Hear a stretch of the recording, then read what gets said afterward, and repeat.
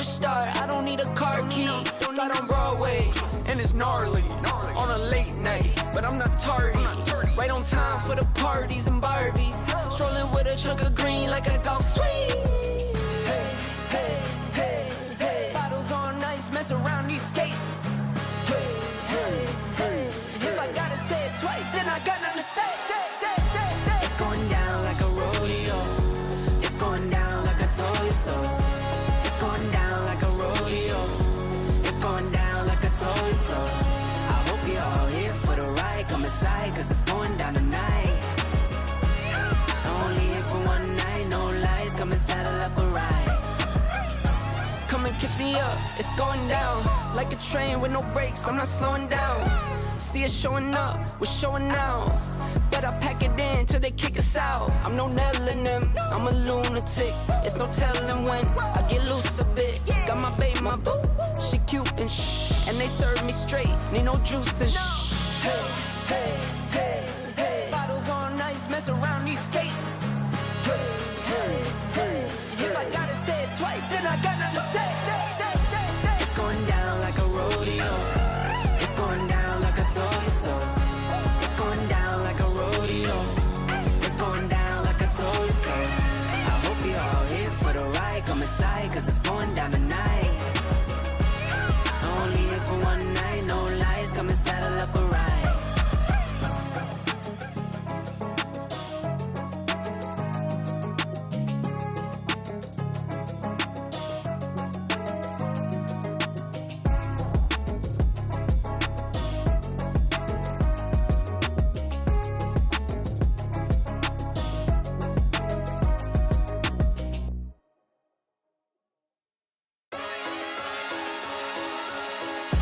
It's going down like a rodeo. It's going down like I told you so. It's going down like a rodeo. It's going down like I told you so. I hope you're all here for the ride. Come inside, cause it's going down tonight. Only here for one night, no lies. Come and saddle up a ride. Need a yeehaw, you know how ye.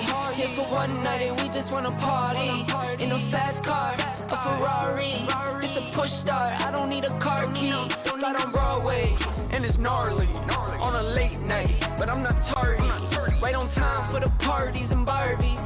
Strolling with a truck of green like a golf swing.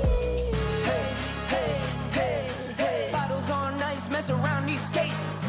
Hey, hey, hey. If I gotta say it twice, then I got nothing to say. It's going down like a rodeo. It's going down like I told you so. It's going down like a rodeo. It's going down like I told you so. I hope you're all here for the ride. Come inside, cause it's going down tonight. Only here for one night, no lies. Come and saddle up a ride. Come and kiss me up, it's going down. Like a train with no brakes, I'm not slowing down. This all time, we run it. Back on top, feeling great. Back on top in the ranks. One shit one, number one, not the mother ones. Other ones feel fake. This our time, we run it. This our side, we on it. This our grind and we want it. Did it and done it, can't outrun it. Stand up if you ready. Hands up if you ready. Say it loud if you ready. This our time, we run it.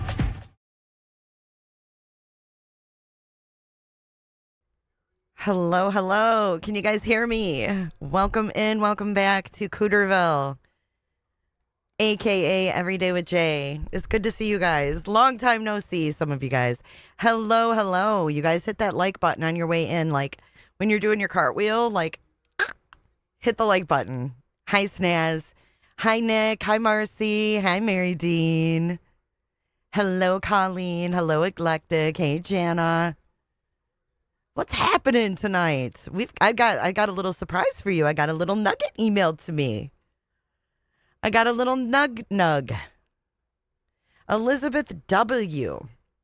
Does Ted live in or near Tucson? Hey, Janice. Good to see you, Ballet Flats.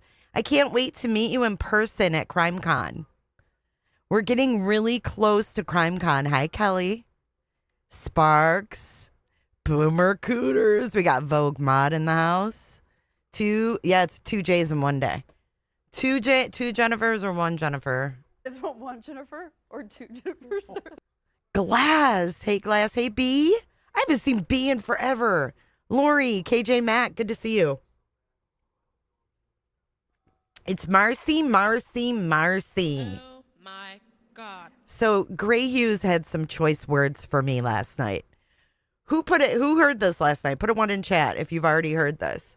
I heard that nonsense went over it earlier. But yes, YouTube Bad Actors. Hey, girl.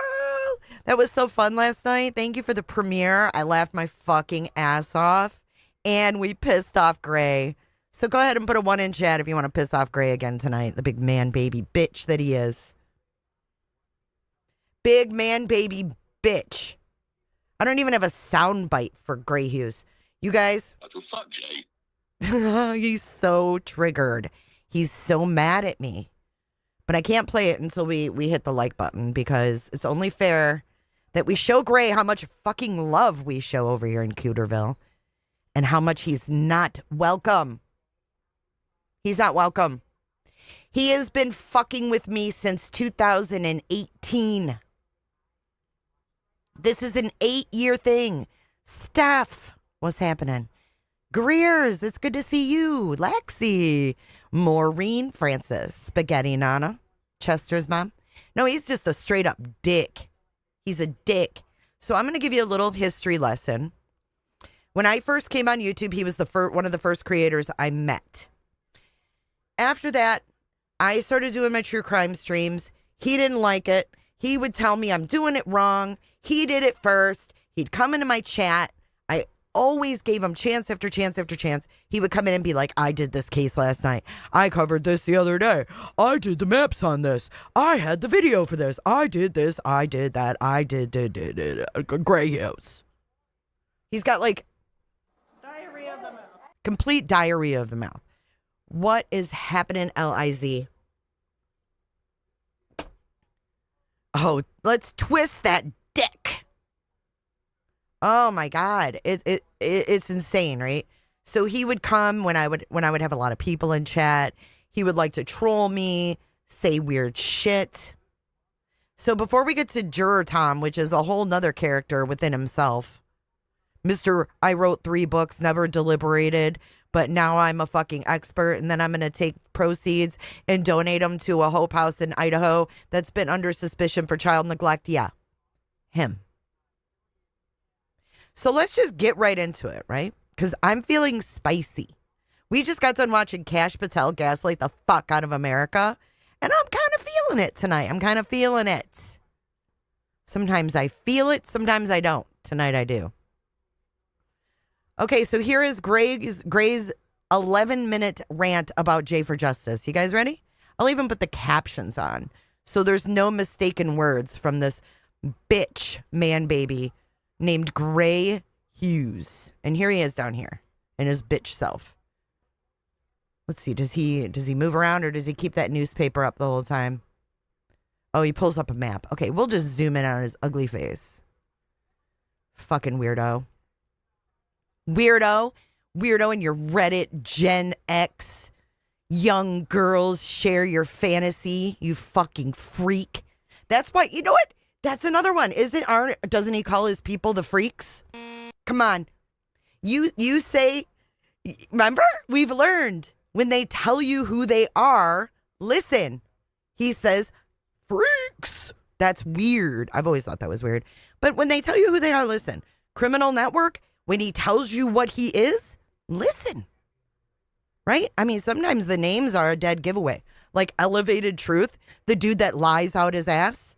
This guy? What the fuck, Jay? Elevated Truth. No, it's Elevated Lies.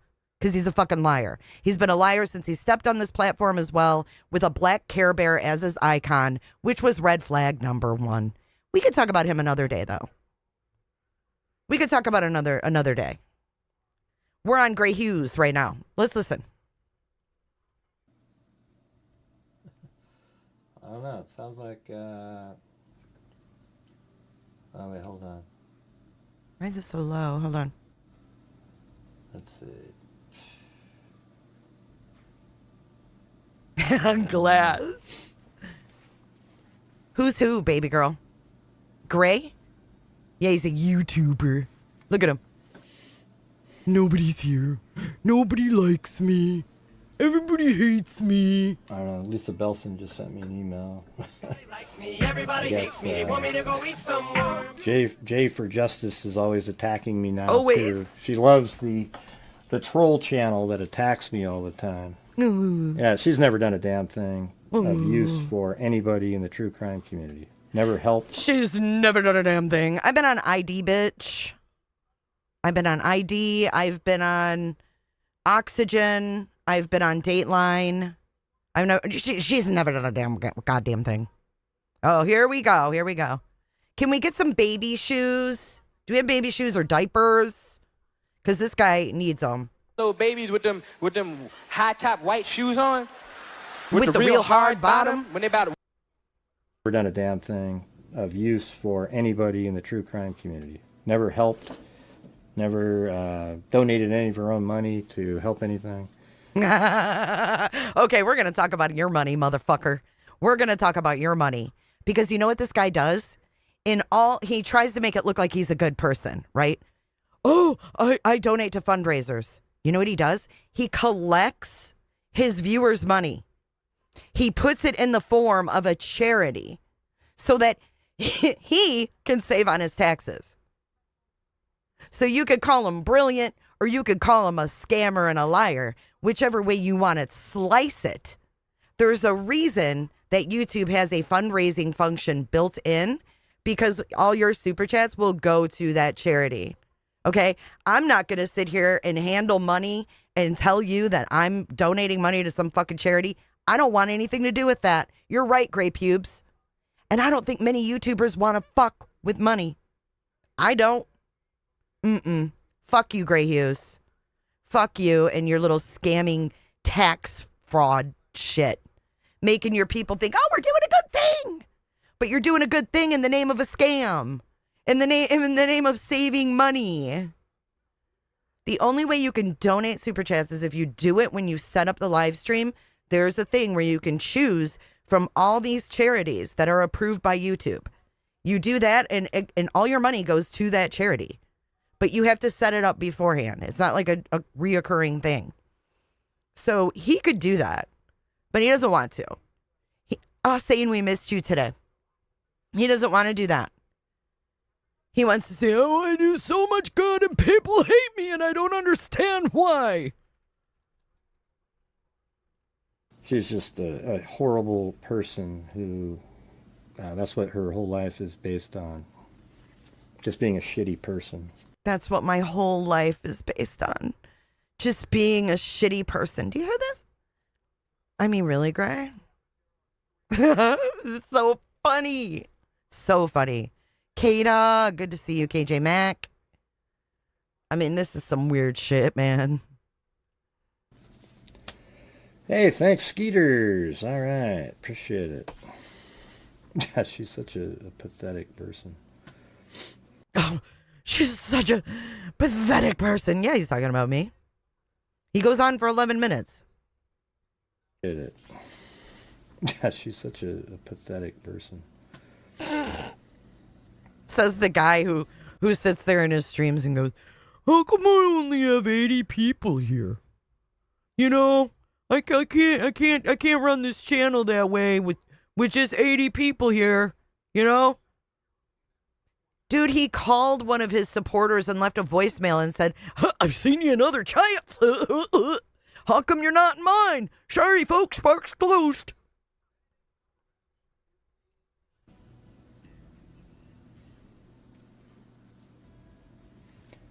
Okay.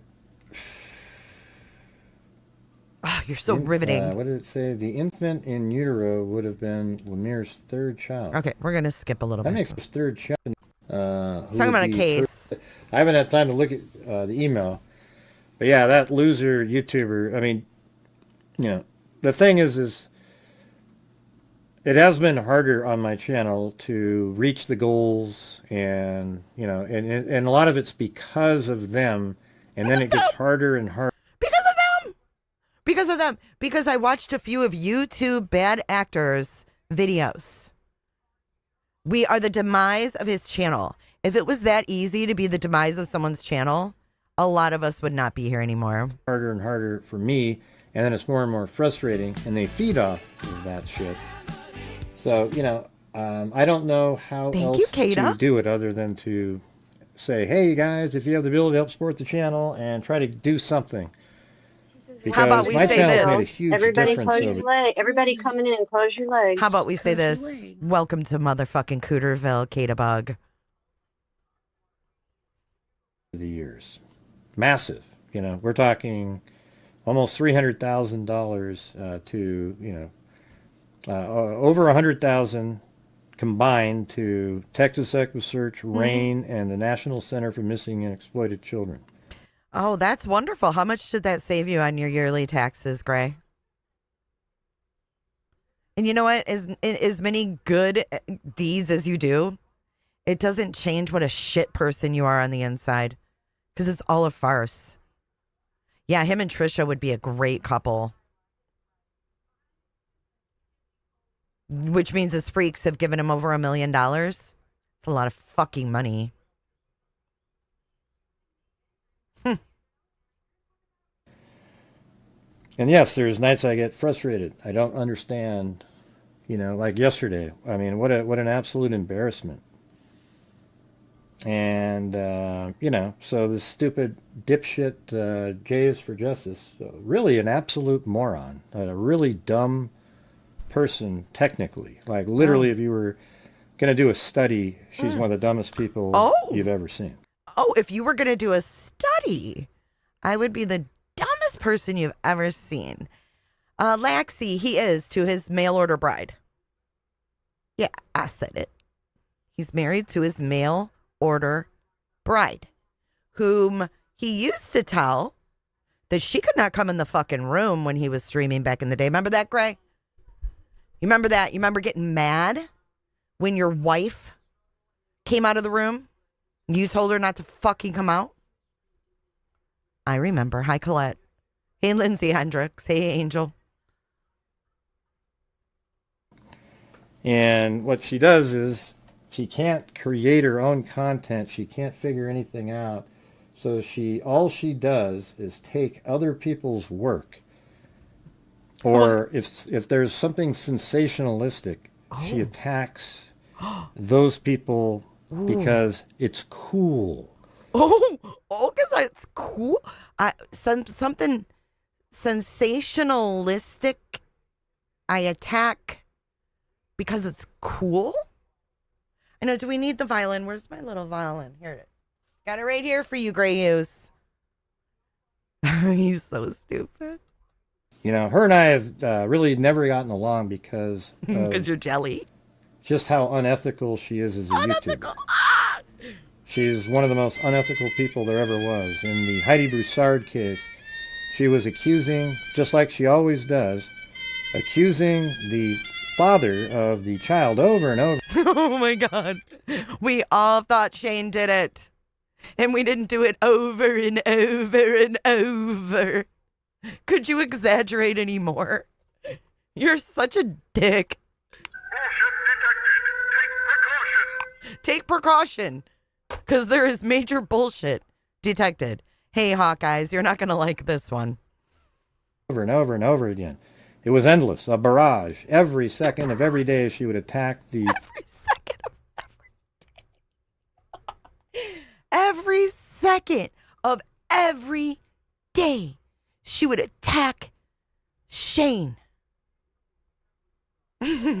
Father. And then she had these panels on there. And somebody on the panel goes, oh my God, they've arrested the friend of Heidi. And then they went, and then it broke the news. And she claimed all the credit for it. Like she's the one who broke the news. No, some idiot, some person on the panel. What? Hey, why do you gotta call people idiots? We actually did a really good job that night. I will say that me and the girls that I had on panel, we did a fucking fantastic job on that panel. We handled it with profession. We handled it with empathy. And no one would have ever come on your panel. That's why you're mad. Because no one likes you. because you need to eat worms because you're just jealous. Everybody likes me, everybody hates me. They want me to go eat some worms. You're just a fill-in. When they call you, they're like, "Oh my God, we had a guest cancel. Great, can you fill in?" You're an asshole. Nobody likes you. And all she was doing was accusing the wrong person the whole time. Oh my goodness. Okay? He got me. And it's not just that time. That's her MO. Like in the Sebastian Rogers case. What? I told everybody that the vehicle was on the road up above based on those lights that were on the camera there. Now he's on, oh my God, he's on Chris Proudfoot. Thank you for the super chat, Dave. Gray wouldn't know cool if James Dean was eating Fruit Loops on his front porch. Wait, I got a soundbite for that. Where is it? Thank you so much for the super chat. Oh, he's such a dick. Proudfoot told me that that's what they were. I looked at it. I could see that that's exactly what they were. And guess what? About 3 or 4 months ago, the FBI came out. They said that's exactly where they were. It was an overlay. So she was wrong again. She's a loser. Okay. So she was wrong again. She's a loser. Dude, can you look up for like a hot second? Why are you like this? She's a loser. What are you looking at? What the fuck are you looking down at? Okay. So she was wrong again. She's a loser. Okay. Technically a loser. Technically. And that is it. I don't know what you can listen to whatever the hell you want to do. I don't care. Yeah, you do. I've given my heart and soul to being a YouTuber for 10 years. Your heart and soul. It hasn't paid off. We should have drank for this for sure. Hey, Gray. Chris has a message for you. To account the money. Thank you so much, Kata Bug. Don't be nasty sometimes. Thank you so much, Kata Bug. Don't be nasty sometimes. I feel like I deserve way more support and just like we've done so many great things here. But because of the constant barraging and haranguing by this few of these barraging and haranguing these people in this community, and they keep going over and over and over again of the defamatory statements, it's created an atmosphere where it's a struggle. Okay? It's a struggle. It makes it harder. Everybody's, oh, that's that Gray guy. Oh, he's the guy who's always asking for money on his show. Yeah, every single night, you guys, I try to reach a goal. Maybe you should take some of this as constructive criticism. You guys, please hit the thumbs up, man. Please hit the thumbs up. So that my channel can survive and we have money to donate to true crime related charities. Last month was a terrible month and I still just said, screw it, and donated $3,000 out of the income to various... Oh, you just, out of the goodness of your own heart, you didn't make the goal, but you just had $3,000 to just throw in there anyways? Fuck you, Gray. Just true crime related charities. This month is way worse than last month. Okay? Next month's probably going to be even worse. And so a lot of it's because of these people. That's why I store their information. And at some point, if it... Wait, what? What the fuck did you just say? You fucking weirdo. Because of these people. That's why I store their information. What? Whose fucking information are you storing? And what kind of information, weirdo? This is a little fucking creepy. No? What information and where is he getting information from? What a fucking weirdo. Do you guys think this is weird? We got Trisha over here, got IPs. Oh, he could fuck directly off. If he wants a lawsuit, what he said about me, you haven't even heard the worst of it. And so a lot of it's because of these people. That's why I store their information. And at some point, if it keeps getting out of hand like it is, I'm going to have to file a lawsuit. You know, unfortunately, that's what I'll have to do, because these people are relentless. They make shit up, and they go, look, it's your quote, it's your video. Yeah, you took a video. I do 3-hour shows every single night. Mm-hmm, so you take a clip from one show, and then you take a clip from a show 2 days later, and then you take a clip from this one, and you put them all together. Oh, look at this guy. You know? Yeah, I'm Whoa, so he thinks the clips are taken out of context? Thank you, Dave, for 3 months. If you guys aren't subbed up over to Dave the Sinner, sub up over to him. He does some marvelous reviews on the Buzzy. He stores what now, and he does what now. Right, he's storing information.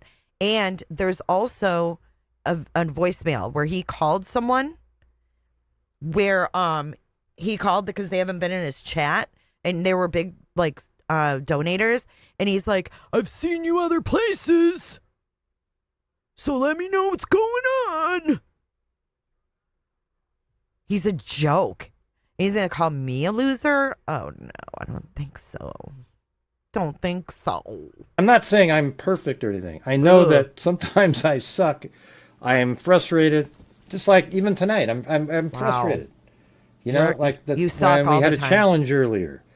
We couldn't even get the 5th one, you know? It's like, man, God, back in the day, it would take 2 seconds. Nobody would care, you know? And I didn't have to ask as much. But now it's like every day, soul-crushing shows where I got to ask and just be, God, can you guys help support the channel? Blah, blah, blah, blah, blah. And I just get really, really tired of it, you know. I just want you guys to support the channel if you can. If you can't, then you can't. Yeah. Hey, look at that. We got Lisa Belson going for a challenge. You see that, you guys? Right there. She'll donate 5 if you guys do 5 individuals. All right? For some reason, the mods didn't put in look at again. But there you go. We have a Lisa Belson challenge right there. Poor Lisa. That would be awesome. Lisa, blink twice if you need help. I don't really have any other way to make it. I'm covering cases that people don't talk about a lot of times. People don't want to show up because they want to go watch the same thing over and over again on Nancy Guthrie. I don't mind covering Nancy Guthrie, but I just don't, you know, I don't have anything else to add currently, you know. You never have anything to add. Some piece of something or a different angle to discuss, then sure, you know. So can we reach the challenge that we just in the meantime, let's by complain. Lisa Belson there? You see that? We need 5 gifted memberships. Then she'll donate 5 all by herself. They would be great friends. No thanks, Jeffrey Siddall. No thanks. Here we go. Here we go. Yeah, she's absolutely unethical. Jay for Justice. She actually got sued by a news channel because she spent every single day blasting their entire coverage on her channel as if it was her. No, I didn't. And then she had the audacity to claim that it was, what? You know, what? Like what's that called? Fair use. I mean, it was ridiculous. God, what a joke. Oh my God, where did his face go? Where'd you go, ugly? Oh, there you are. Look at him. No, I'm not going to say it out loud. Do you hear this? Right, Kelly Mack. That is not what happened. He probably didn't even read the lawsuit. Wait, hold on. She claimed it was what was it? Fair use. You know, like what's that called? Fair use. I mean, it was ridiculous. God, what a joke. All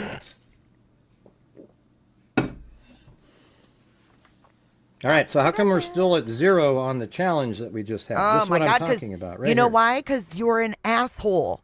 No one wants to give you money because you're sitting there bashing another creator, and a female creator, and calling me unethical and saying all kinds of untruths about me. Who's going to donate money to you? You're a dick. Try something new. Read the room. Self-reflect. This is the microcosm of it.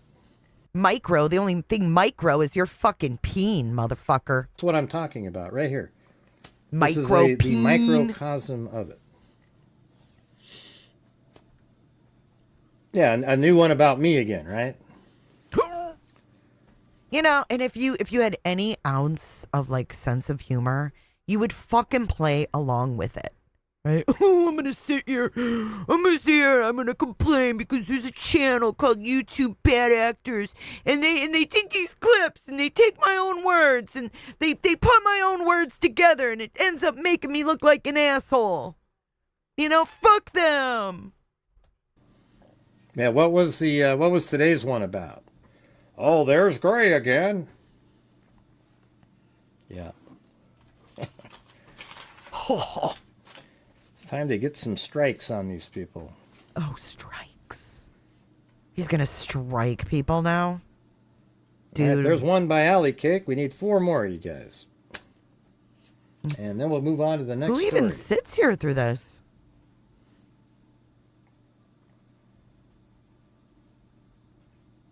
What the fuck? Christina, so good to see you. I find it interesting how people love pulling your past out of the hat, but don't ever include your apologies when you take accountability for your actions when you realize you made a mistake. We're all humans. We make mistakes. Accountability is what matters. Thank you, Christina. It's a very simple fucking thing to absorb, right? Like, humans make mistakes. It's what we do with them, right? If we sit here and go, well, I didn't make a mistake. Like, we watch Cash Patel. I don't fucking do that. That's no accountability. And we never see accountability over here. He's just going to complain and blame me and YouTube Bad Actors and anybody else who doesn't like his fucking dick ass because he's not making money. Instead of looking at himself and changing what people don't fucking like. But no, he can't be unlikable because he's Gray Hughes and he's got Google Maps.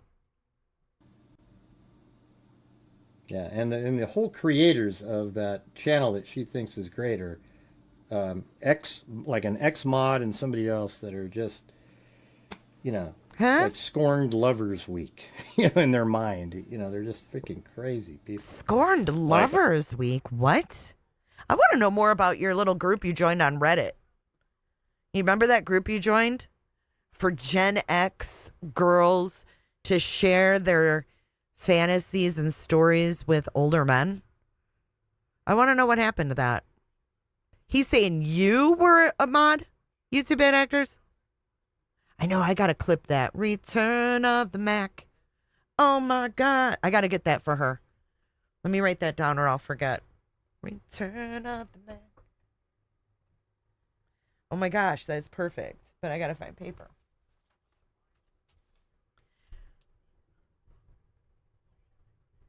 So we got Under Crusher. And maybe I'll have to do Tiny Dancer for little ballet flats. I'll have to give that some thought. Mesera. CH, good to see ya. Oh, he didn't want me as a moderator anymore because I was supposed to. Oh, I'm going to spend my rest of my life attacking. Yeah, screw you. Oh, he thinks you're somebody else that you're not? He thinks you're Jen Rochelle, the ex-cheerleader. Wow. I think that's about all he says, but we'll finish it. There's only like 30 seconds left. This dick. Absolute embarrassment. All right, guys, we need 4 more gifted channel memberships to reach the goal up there.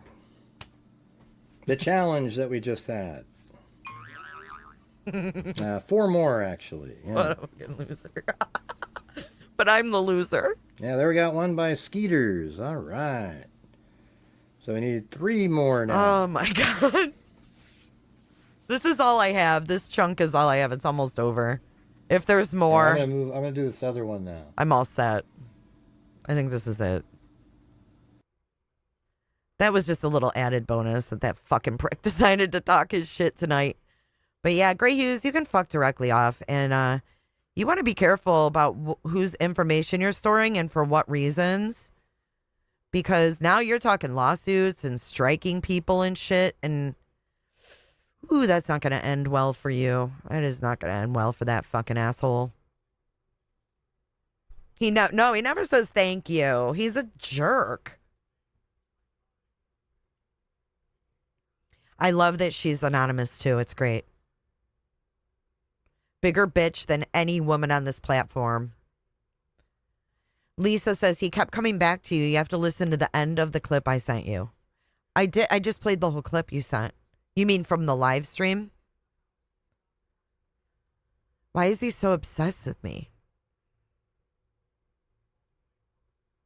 It's weird. He's done this to, I'm telling you though, it's been 8 years.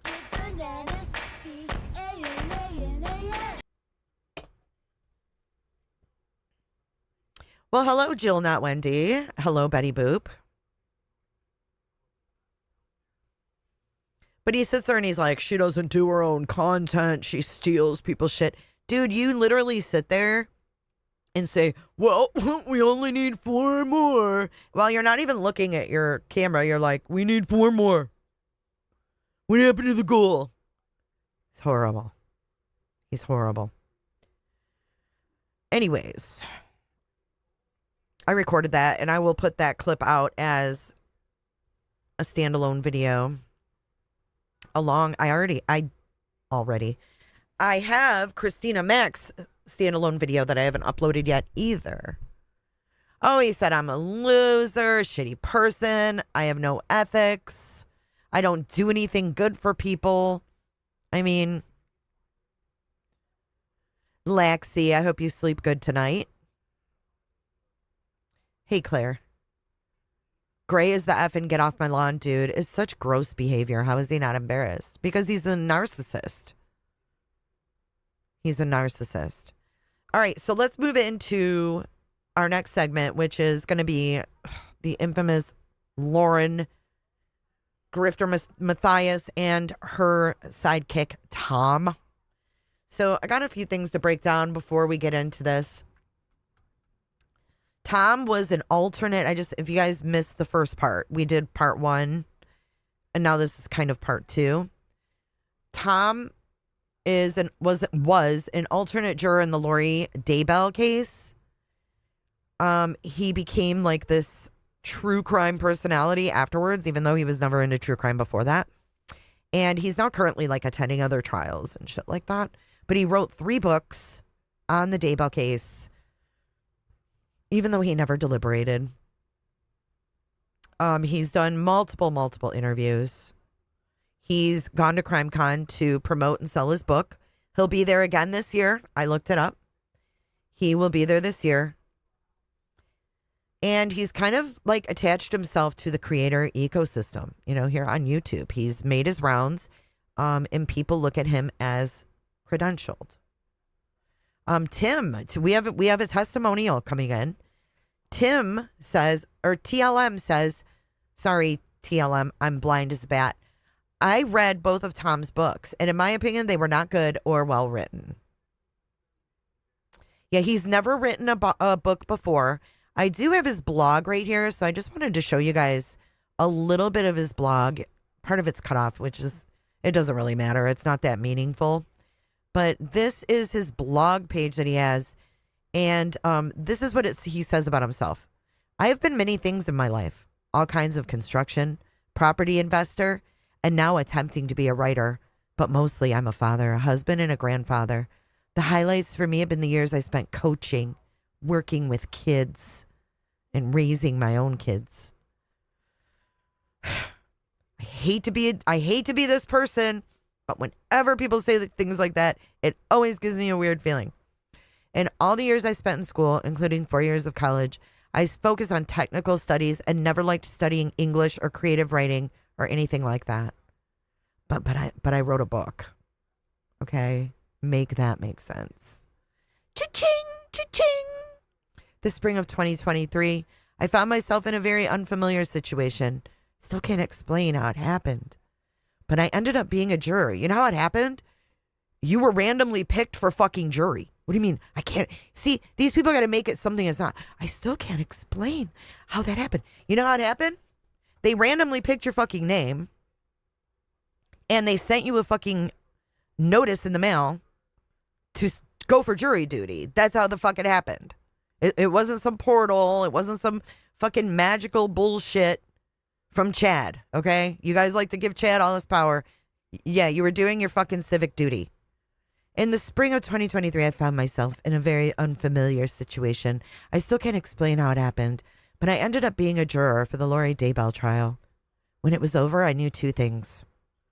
I wanted to make money off this. No, sorry, he didn't say that. I wanted to tell the story of what I had been a part of, and I wanted to get something good out of the terrible events.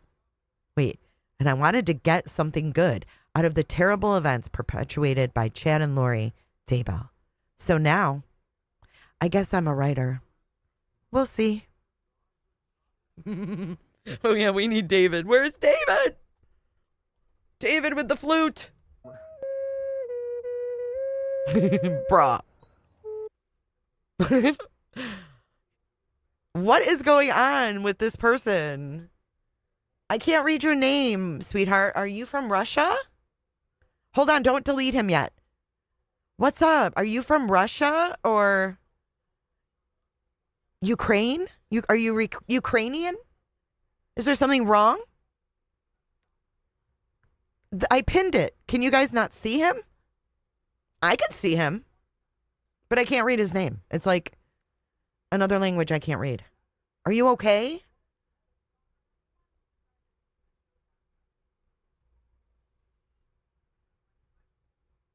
I was on grand jury duty for 6 months. All it did was make me sad and visit Total Wine on my way home. I'm so sorry, Boomer. Is he okay? I'm just wondering where he's from. I like Russian people. Russian people are so kind.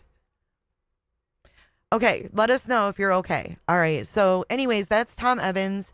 I don't know, maybe he wants to know more about Tom Evans. Or did you read his book? Hold on, my hair keeps falling out. You can't see him? Well, he's not typing now. He just really stood out to me. Oh, it's a bot. Janice, how do you know it's a bot? How do you know that? He didn't look like a bot. What were they saying, Janice? That kind of shit. I've never get bots like that. Rammstein? Du hast. Du hast, man. Okay, anyways, back to this. That's him. He's a writer. And then this is his latest book, Tom Evans, On the Left Hand of Christ. We went over this in a prior live stream on him, part 1. That would be. Janice knows Russian? Really? No, I really think Russian people are fascinating. Well, the mighty and strong Chad Daybell. Ew. That's disturbing. Your grandparents are from Russia. That's so cool. It's a gray bat. This is weird, right? And then money, power, and sex. He just really let it all out there. Tom just said, let me just bring it all in, let it all out. If you call Gigi. You want me to call Gigi? Oh. Oh my goodness. What? Lubomir von Trakev translates to problem Russian. I don't want any problems with you, Ludomir. Ludomir? Ludomir, I come in peace. I'm not a typical American. I don't hate you. Seriously, I don't. I don't like that. I don't want them to hate me.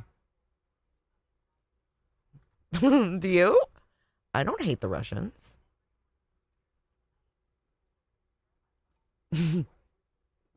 And we're not making any problems. Problematic, no.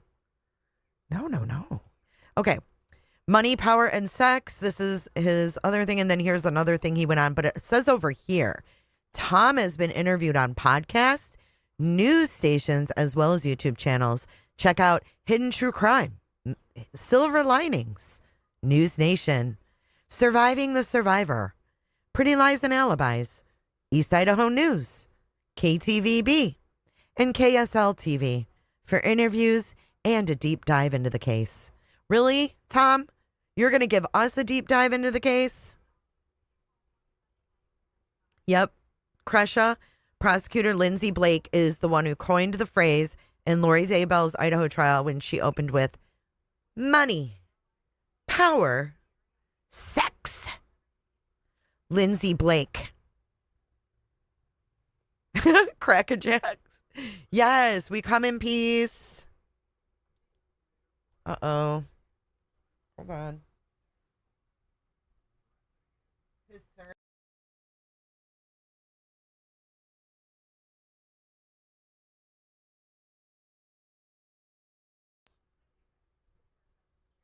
It's not working. Can you hear that?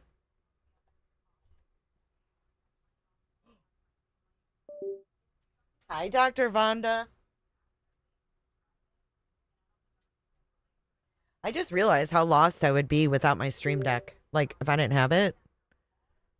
Oh, I think we're back. Just a shot of tequila and a nice blunt. Got it. Thank you, Amy. I redid my studio a little bit. I'm not completely done, but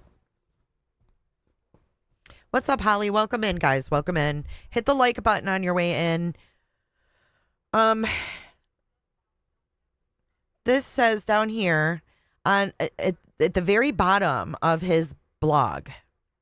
On August 8th, a group of Lori Vallow Daybell jurors, along with Lauren Matthias from Hidden True Crime, traveled to Hope House with Tom and Susan Evans to present the first royalty check from the proceeds of Tom's book, Money, Power, and Sex. It was a great day and the culmination of a year and a half of work on the project. Check out the video of the visit that Lauren put together. Tom is very proud of what he was able to accomplish. Wait, hold on. What? Wait, what?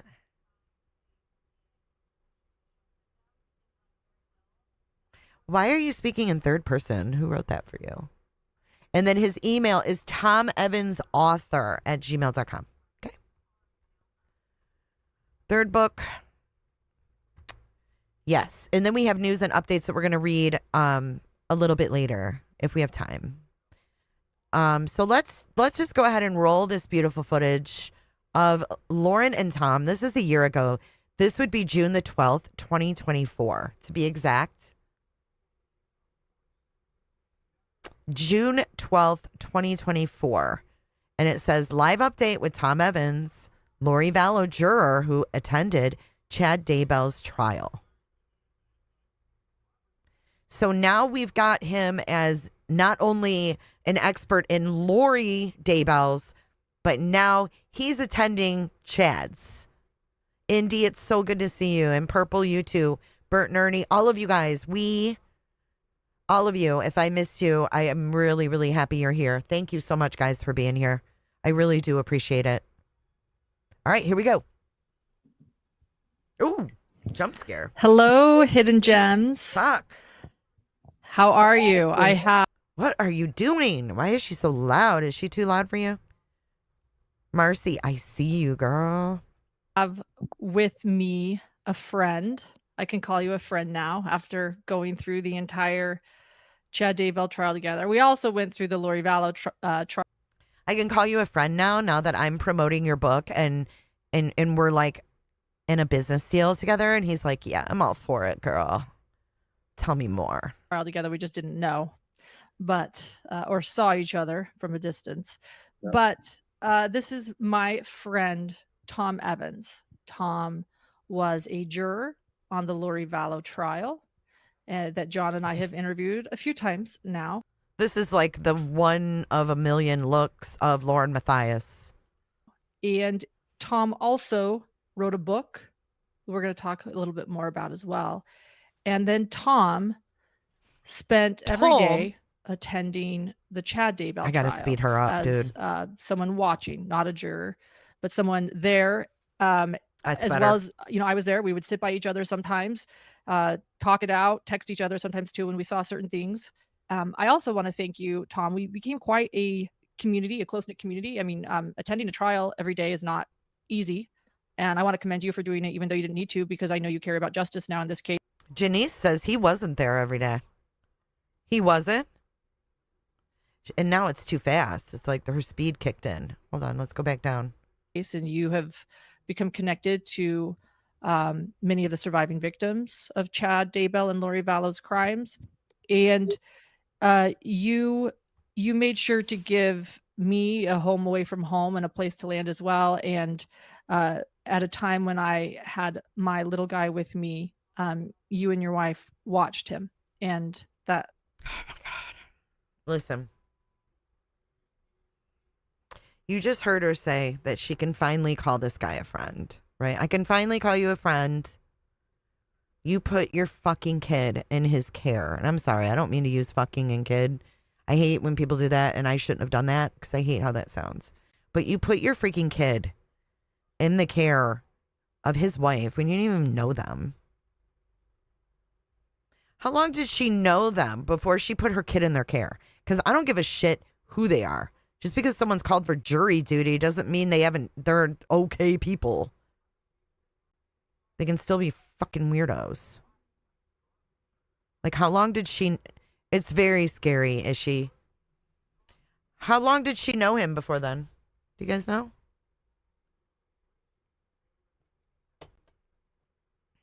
Would you ever do that? Would you ever put your kids in the hands of some juror that you met at a trial that was called for jury duty? I mean, that's a serious question.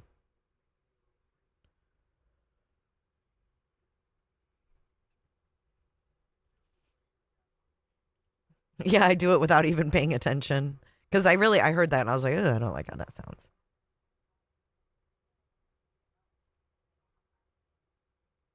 How long was it? If they had a heartbeat, Lauren asked if they would watch her son. So I heard she was also on Facebook looking for a babysitter so she could attend the trial. Is that true or untrue? Does anybody know if that's true? Oh, it is true. You read my mind, Ballet Flats. That is true. Oh my God. Oh my God. That is messed up.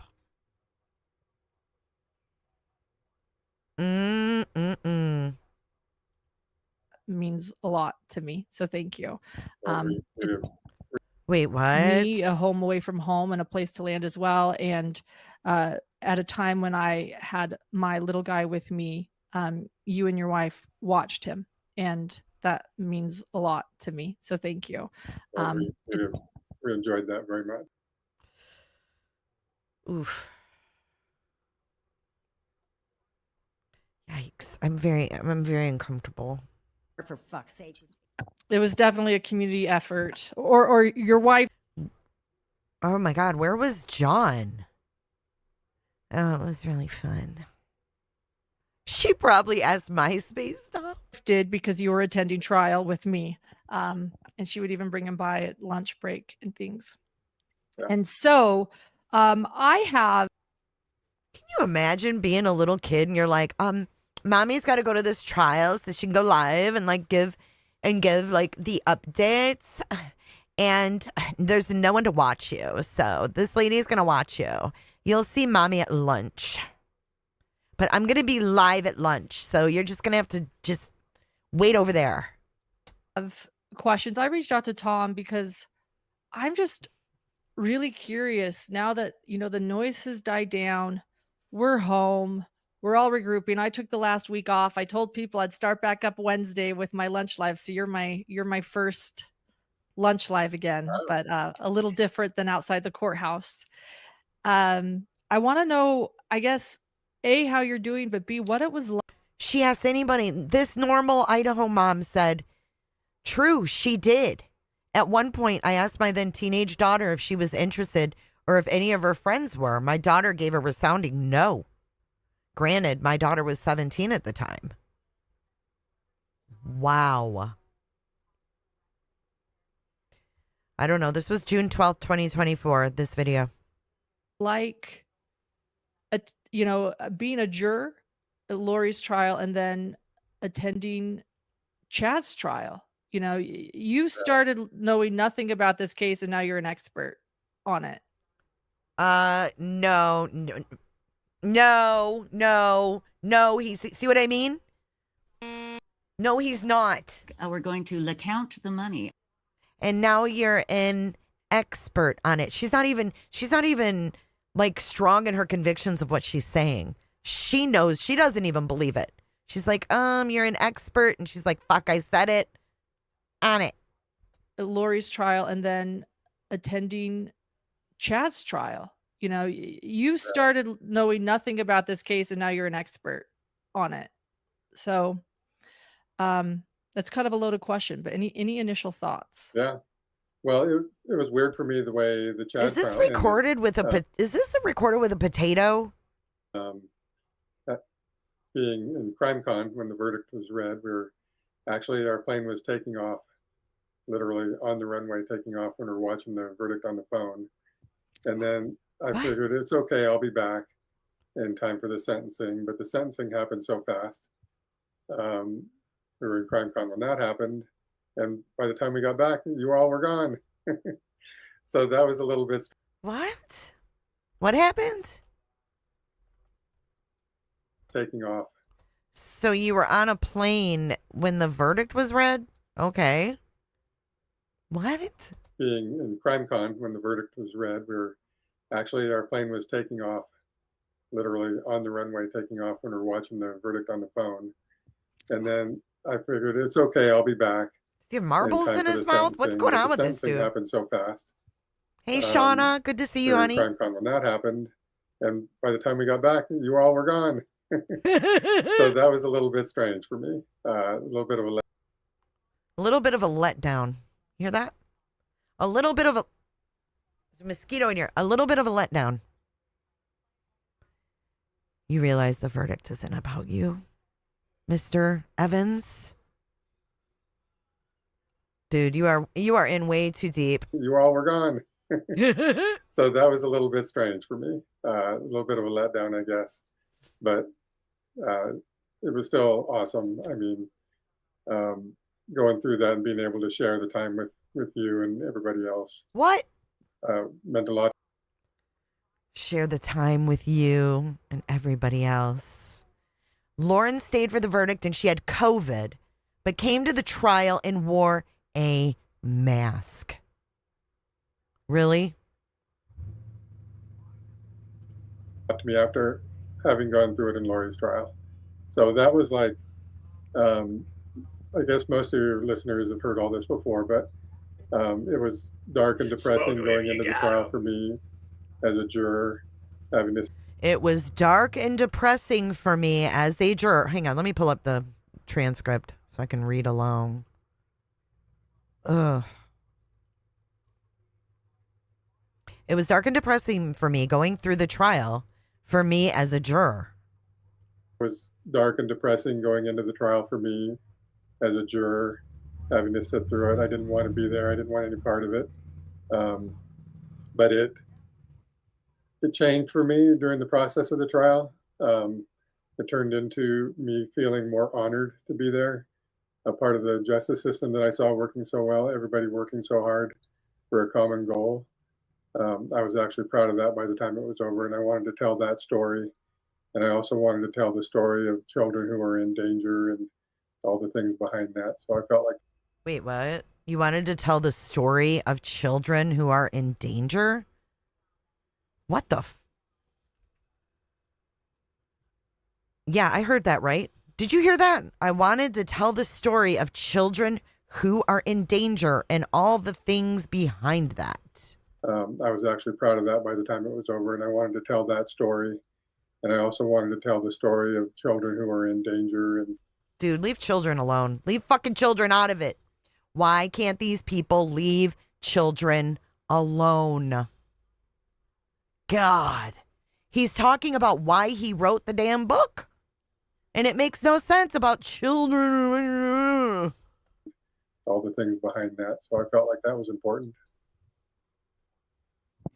Yeah, you went from a gentleman that was not into, true crime, paid attention to true crime, not wanting to be true crime, because I'm true crime. True crime is true. It's all about true crime. True crime this, true crime t-shirts, true crime everything, true crime interviews, true crime, true crime, true crime. I'm hidden true crime. Someone that was not into, true crime, paid attention to true crime, not wanting to be a juror, to learning enough about this case that you wanted justice, and you needed to.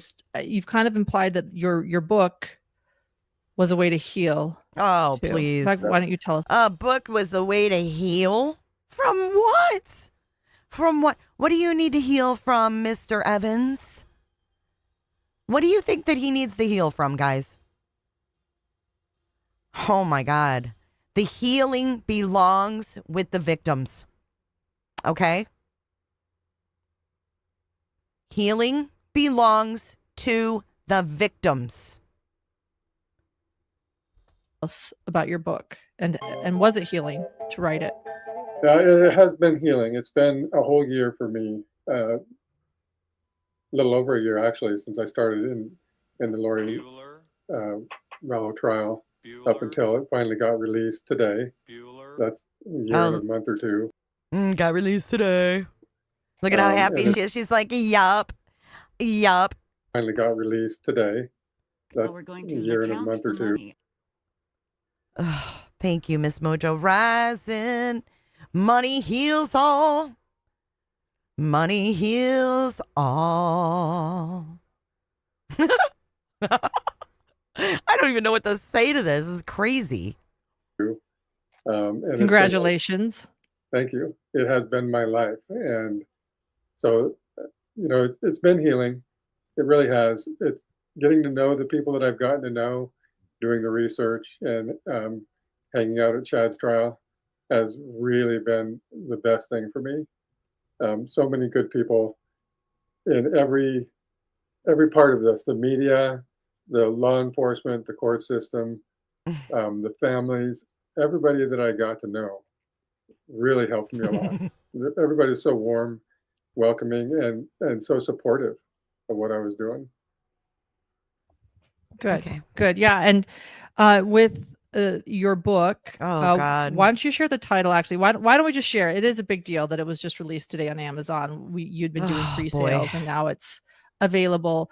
But why don't you share? So I was going to share this for later, save this for later. But let's just why don't you share the title of it and tell us about where the proceeds are going? I will. Hey, and beautiful. before I do that, though, I have to say that your gems have been my biggest supporters. It's amazing. Oh my God. Your gems have been my biggest supporters. Thank you for brainwashing them all into thinking I'm a good grandpa. I'm a good grandpa. I'm just a grandpa. I'm just a grandpa with a seat in the jury. And before I do that, though, I have to say that your gems have been my biggest supporters. It's amazing. We did a lunch live from the courthouse. Oh, the lunch live was the kid there? Thought you were visiting with your kid at the lunch live at the courthouse.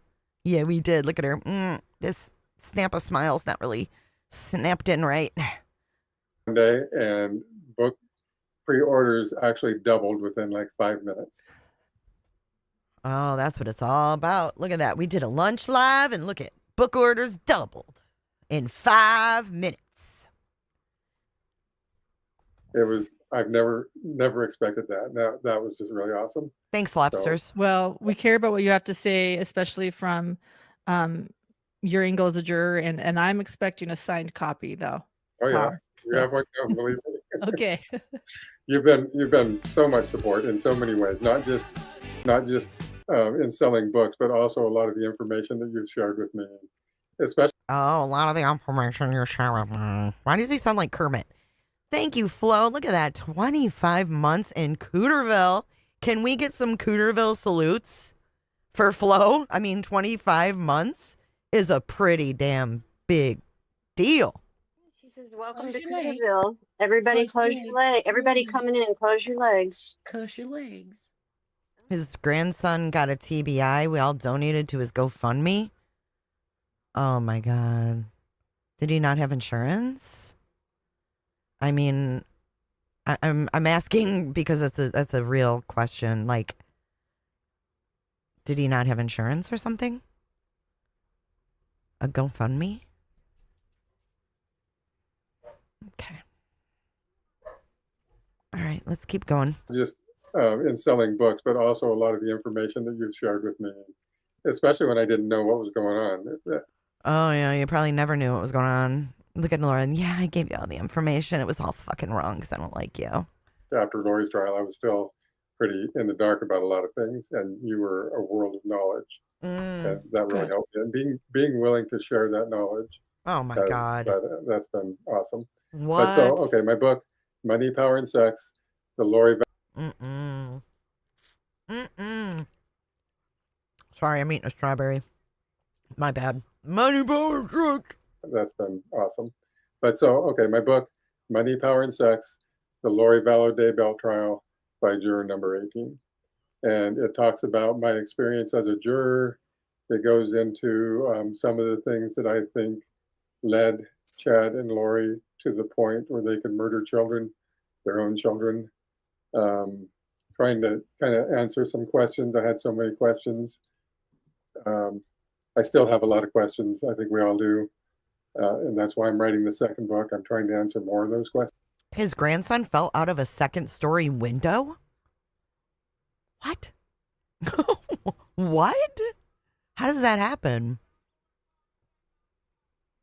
I remember seeing some kid on a cruise fall off the edge. But how the hell do you fall out of a second-story window? How old was this child? Oh my God, Sleuthy. You have perfect timing, girl.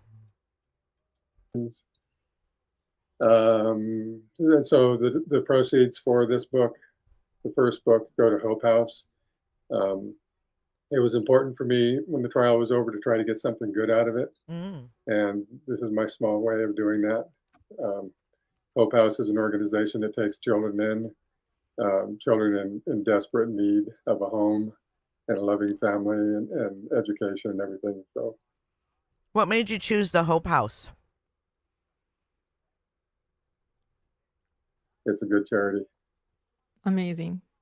It's a good charity. I beg to differ. Are you guys ready for history and story time? Look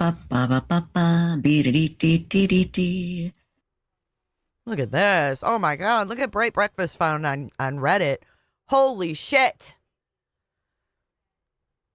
It says Hidden True Crime visits and promotes Hope House. State records show long history of staff, safety, and medication handling issues.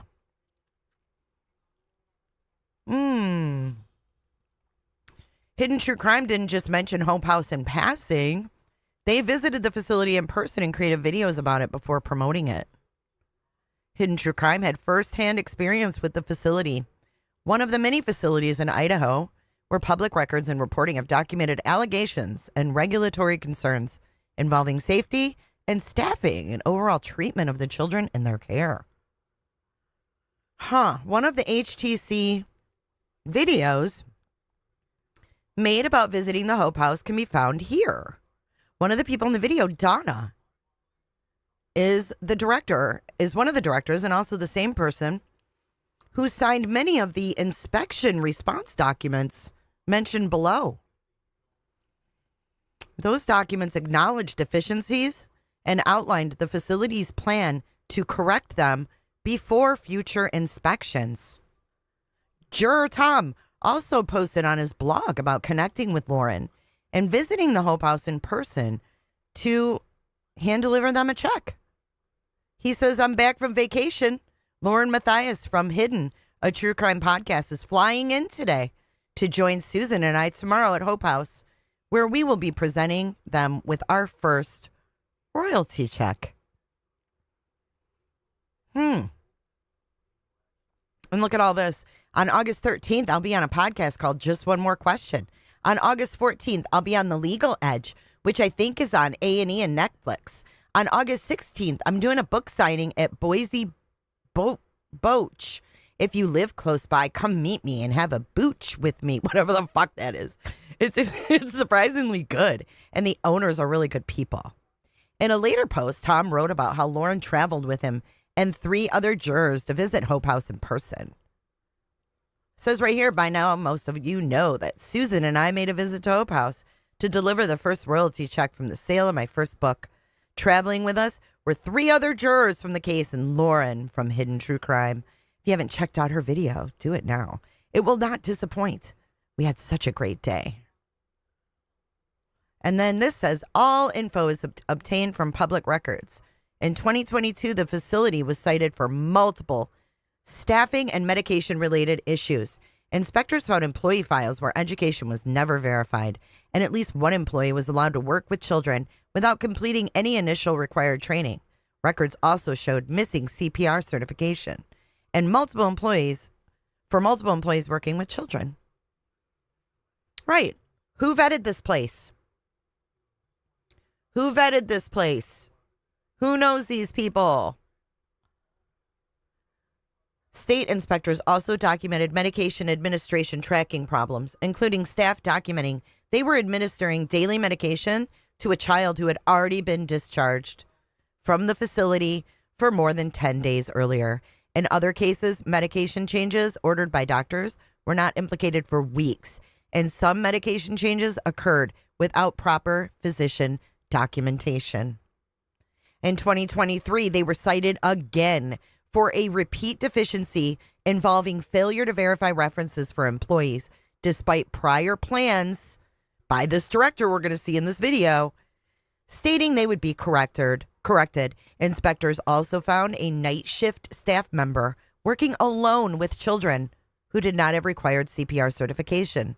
Additional findings included medical record documentation issues that made it impossible to determine whether medications were actually administered to some children. Did you know that when they get these children, they get guardianship of them? Did you know that there's people that are fighting in court to get their children back from Hope House? It's true. It's true. Do you know that for a fact, Miss, that it was Tom's idea? I want to know. I want to know why he chose this place. Hey, Lucky Rabbit. Corrected. Hi, Julie. Good to see you. In 2025, this is just last year, they were cited again for repeat deficiency. Employee files did not have verification of employees' education. To be clear, this post is not claiming intent or motives behind anything HTC did, but when creators with large platforms highlight or promote facilities serving vulnerable kids, it is reasonable to expect meaningful due diligence. Reviewing some public records would seem like a basic first step before publicly promoting a facility serving vulnerable children. Or maybe HTC believes these types of issues are acceptable. I'm not sure. If your brand is built around supporting victims and advocating for vulnerable people, it seems reasonable to expect some care in researching and vetting organizations connected to vulnerable populations before promoting them.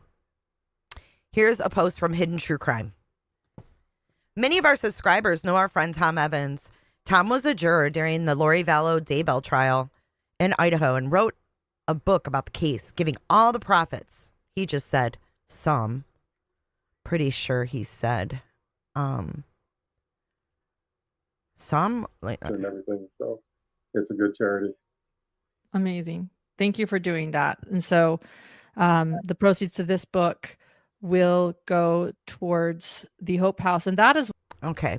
So all of it went there? Okay. During Chad's trial, Tom and his wife Susan helped watch my own son so I could continue attending daily and continue my lunch lives. They were already watching their sweet grandsons, so adding another boy wasn't anything. They adore these growing boys and all the Nerf gun wars they participated in while I worked. And then down here it says, well, Tom and Susan and his family need our support. Their beloved grandson fell from a 2-story window, experiencing a severe TBI. Okay. Then it says, that's it. Some additional public links for more information. This is the exact article. Just to prove Hope House right here. I mean, a simple Google would have, exposed all this, but no, These two are giving all this money there, and I don't know why. I mean, I want more info on the 2 second-story window fall too. Sleuthy. United States Secret Service. Get her in action, girl. Get her in action. Because CN says we're a bunch of what is it? Menopausal women or some shit. That's why you attended CrimeCon. Let's go back to that a little bit. And to Lynn Jen, yes, it looks like you will be doing a follow-up on Chad's trial as an observer. Is that right? Yes. You just said that. Yeah. I'm working on it. Working on it. It's true. It is important. So yeah, I just want to explain to people, I was going to CrimeCon. Many of us were going to CrimeCon. We all assumed that the trial, I think, would be concluded by then. You had a booth, and you were going to share your book, and others, were speaking or had booths as well. I was going to attend and support, and for me, I did go back and forth. I'm like, gosh, what if, it's not over by then, right? The thought crossed my mind, but then I thought, well, it's a weekend. I'll just go Saturday, Sunday and return. I don't think any of us, of all the options, none of us thought that Chad Daybell would be sentenced on a Saturday. That was not like we thought about like, okay, if CrimeCon ATS happens during the trial, I'll go on a Saturday and I'll return in time for trial. But yeah, and I was able to cancel because I did not have a booth. I was not speaking, but she's got Sampa Smiles in, and I don't think they're snapped in correctly. You had to go, and but we kept in touch, and just so everybody knows too, Tom was keeping in touch with me, and you and Susan texted on the plane, and we kind of kept you posted because I know that was hard for you to leave during that time. You've really cared about this, so just want to acknowledge. I never would have gone if I'd have known, but we had commitments. We had to go at that point. Yeah, you had to. Exactly. So, but thank you, for representing the victims and justice at CrimeCon too. I'm sure many that was people. good too. You're representing the victims and justice at CrimeCon? No, he's not. Who is he representing at CrimeCon? Stop it. He's representing his own book. CrimeCon was good. A lot of the same people actually were there, so that was nice. And I got to meet more people in the media and hang out with a bunch of different people and sell a bunch of books. Ain't nobody got time for it worked out okay. But I would have done it different if I could have. Yeah, and for those that had to go to CrimeCon, I was able to represent all of you in Boise. So, so I was able to stay. Being in contact was important. Yes. What did you feel like you learned as an observer? Anything in particular? Did anything change watching Chad's trial? There was just more. There was a lot of more of the same, but there was definitely more. And I think what I learned most, I was able to talk to people this time, right? During the breaks and everything, I could hang out with you all and we could talk about the trial, what we just heard. So I think it cleared up a lot of things for me. You can't talk to a fucking log. The video camera of Chad in the police car when he said I won't be coming back, that was pretty telling.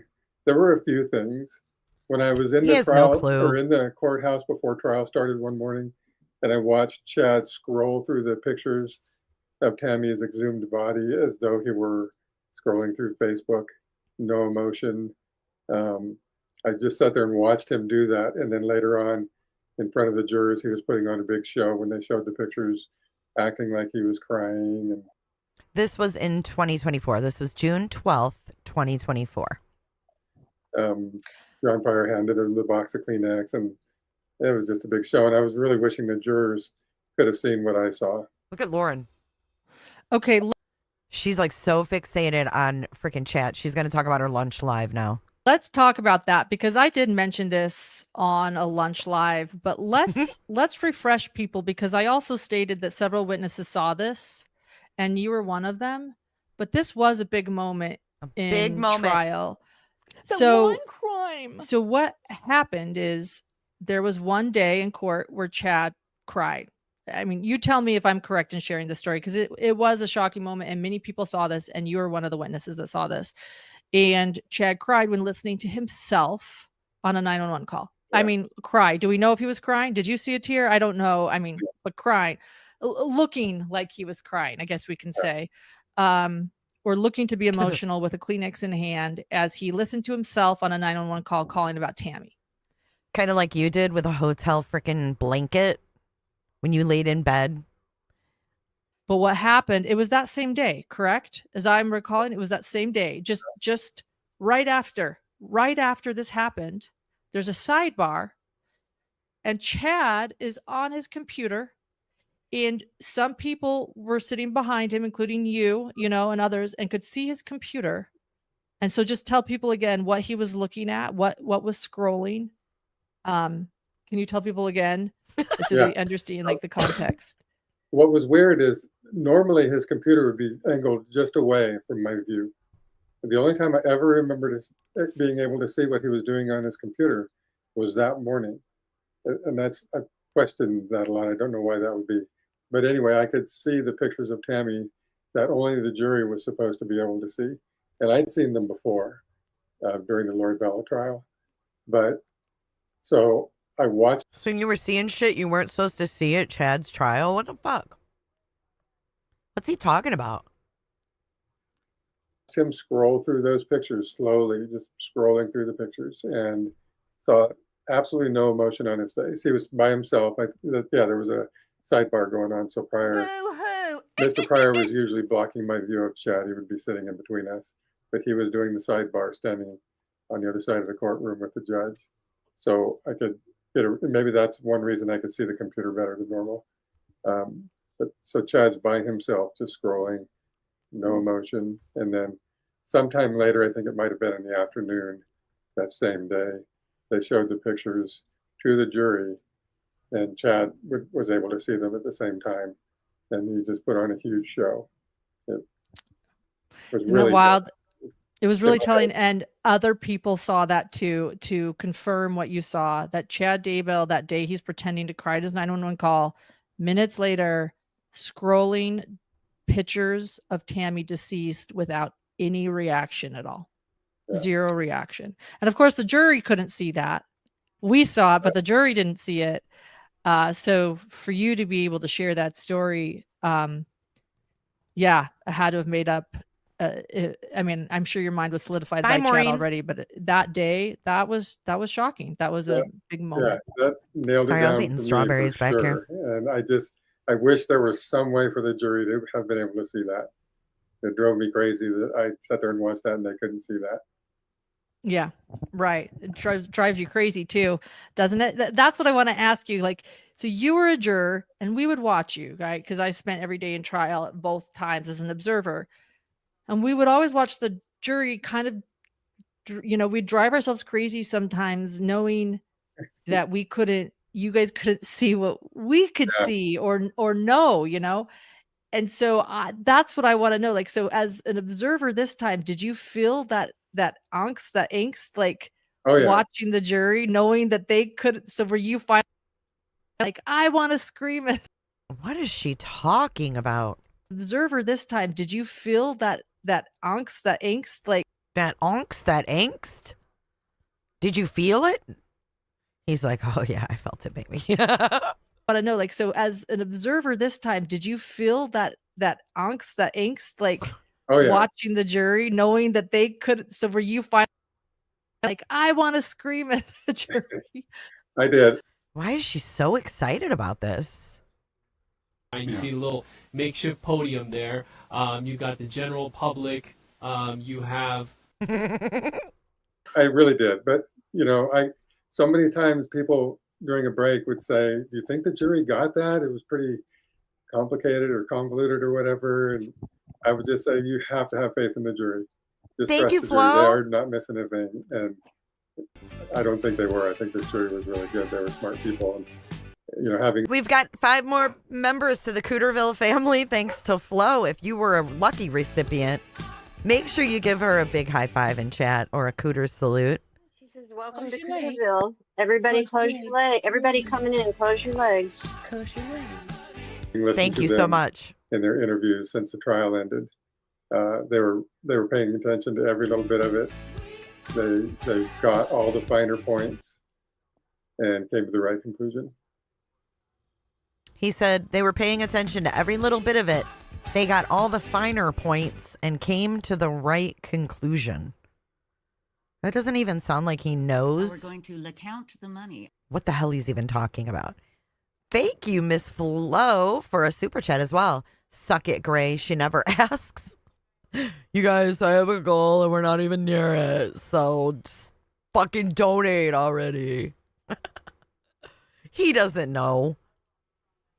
They did. Yeah, you would also. What'd you say? I said, and they did it pretty quickly. I'm going to speed him up again. And you would also reassure me sometimes too for that. You were able to be on both sides. You were like, trust me. Too slow. You know, they'll see it. There were other. Go ahead. I was watching the jury really closely, looking for emotion on their faces, and I kind of felt like I could relate, like I could read their faces. They showed very little emotion. They're told to not show emotion if they can. So he was a juror once, and he said that he can read all the jurors' faces. Come on. Avoid it. So they're showing very little emotion. They're writing some notes maybe, but you can tell when they're really paying attention, when they're really focused, and when they're going to sleep. There were those times too when it was kind of monotonous and boring or repetitive, and you could see that. Yeah, they shouldn't be going to sleep either. On their faces too. I saw that about halfway through the trial. I felt like, the jury's got this. They understand already. You don't need to go through it all over again. But the prosecution, that's what they do, and they did an awesome job too. Yeah, he's now the expert, don't you know? This dude's a clown. I'm sorry. Mike? Nah, he really needs to get over himself. Yes, Flo. Yes. Preach, girl. Hey, Spicy. Right, and with the death penalty case, I think even more so, they just had to make sure they drilled alternate it home, juror, crossed their T's. You weren't the only Lori Vallow juror that was attending trial. There were quite a few others at different times, but there were 3 that attended many of the days that I got to know, including. Shell said, laughing my ass off, Gray. This is what you don't have. Thank you for the $10 super chat, Shell. Laura was a juror that we've interviewed, and your good friend, and then another juror who wants to remain private. Those 3 attended and were very close to you. I don't want you to necessarily speak for them, but can I ask why it was that the 3 of you felt the need to attend this trial? Yeah. Well, speaking for myself, my motivation was gathering information, research, getting to know people, getting to interview people, all of that. I think for them, it was more, they had a lot invested in this and they wanted to see it through. I think emotionally they have a lot invested, but also they needed answers to some of the questions that they have too. Thank you so much. Julie Martino dedicated a cootership to Old Woman of the Hills. She says, welcome to Cooterville. Everybody close your legs. Everybody coming in, close your legs. Close your legs. Yeah, please hit the thumbs up, guys. It gets this out into the YouTube world. We want Gray to see this, so the more you hit the thumbs up, the more we have an opportunity that when he opens up his device, he might see this right at the top. Searching for some answers in their way. I think it did them good to come and get to do what we all did, hang out in the hallway during breaks and talk to people. I think I'm not sure why they came to start with, but I know why they came back was because it was so nice to sit with you and Kay and Larry and everybody involved and just have There we go. Kay and Larry. Always got to bring up Kay and Larry. So sorry, Crusha. Colette says, so she's a trial tourist? I thought that was bad. So it's only not bad when they do it, just trying to understand their logic. Yeah. Good point, Colette. Teresa T. Coming in hot. Thank you so much, Teresa T. Coming in hot, just like the fajita. With 5 more cooterships. Let's see who got those. Tennessee Truth, Marlena, Teresa, Sharon, and Mike Torres. She says, welcome to Cooterville. Everybody close your legs. Everybody coming in, close your legs. Close your legs. Nate is interviewing this Tom guy at CrimeCon. Is that what you're talking about? Thank you so much for the support, guys. So nice.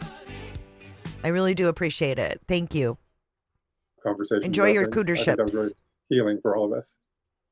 It is, That was Nicole. another question I had was, well, first off, you said healing. That's nice to hear, to be able to sit with Larry in case you answered, a bit of the question. But was it different watching this trial now that you'd gotten to know the? What'd she say? Well, first off, you said healing. That's nice to hear, to be able to sit with Larry in case you with Larry Key. You answered, a bit of the question, but was it different watching this trial now that you'd gotten to know the surviving victims? Did it feel different? So again, as Lori's Vallows juror, you would look over at the Woodcocks, right? I mean, did you know who they were? That's a question. Oh, the other juror, Laura, he's been talking about in the clip. She went to trial with Tom. She was one of the 3. Did you know who they were as a juror?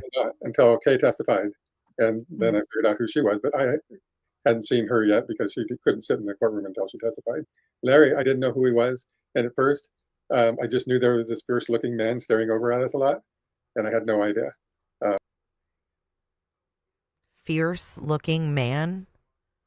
He was there. Oh my God, dude. Do we really need to do this?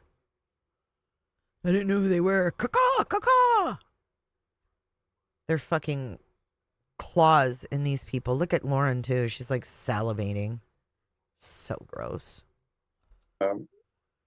But somehow it came through at some point during the trial that who he was, and then it all kind of made sense.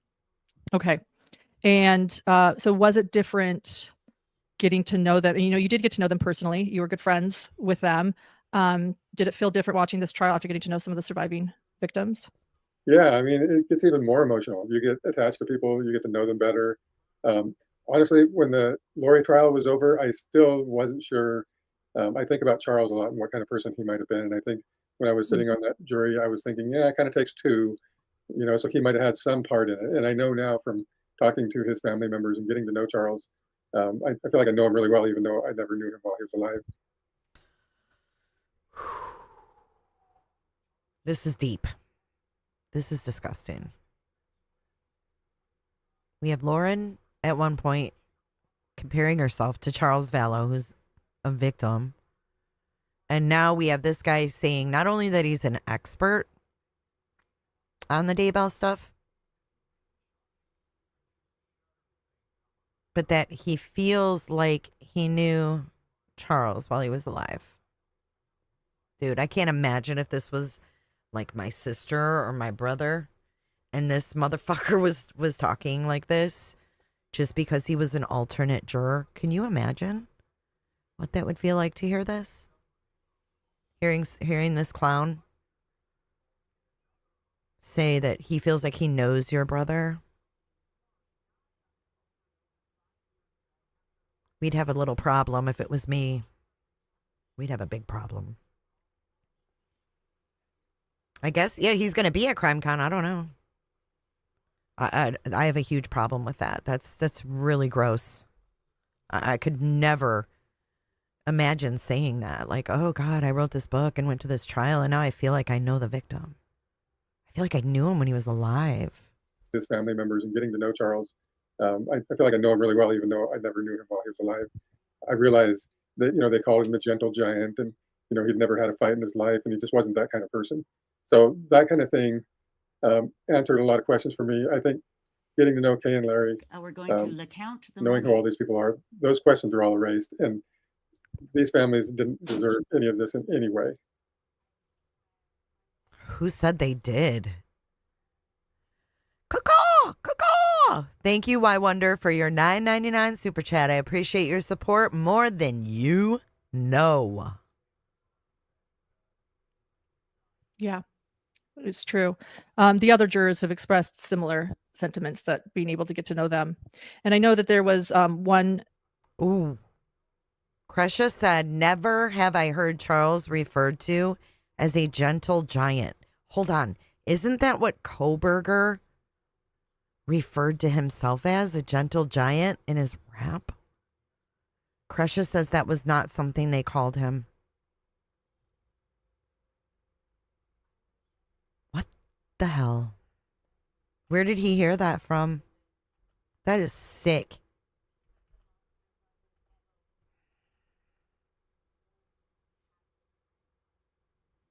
Listen to this.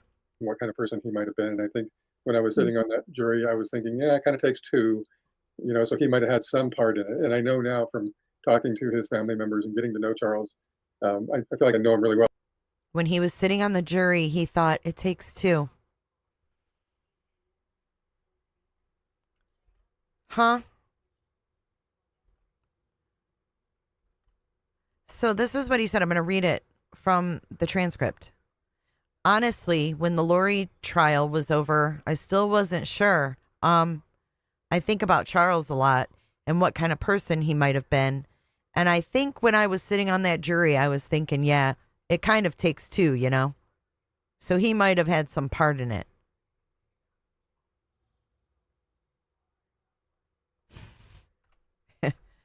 Wow.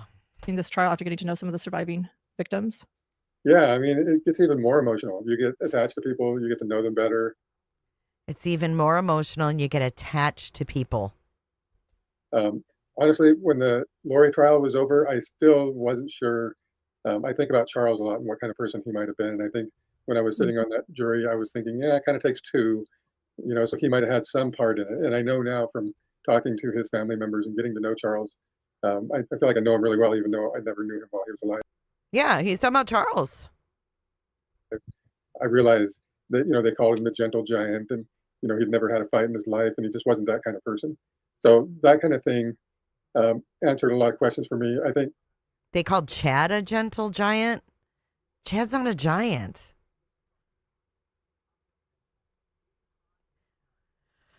Whew. Getting to know Kay and Larry, knowing who all these people are, those questions are all erased. And those questions are all erased, he says. His questioning if Charles was involved and was part of, it takes two, so to speak. He's not referring to Chad, you guys. He's talking about getting to know Charles through Kay and Larry. And these families didn't deserve any of this in any way. Yeah, it's true.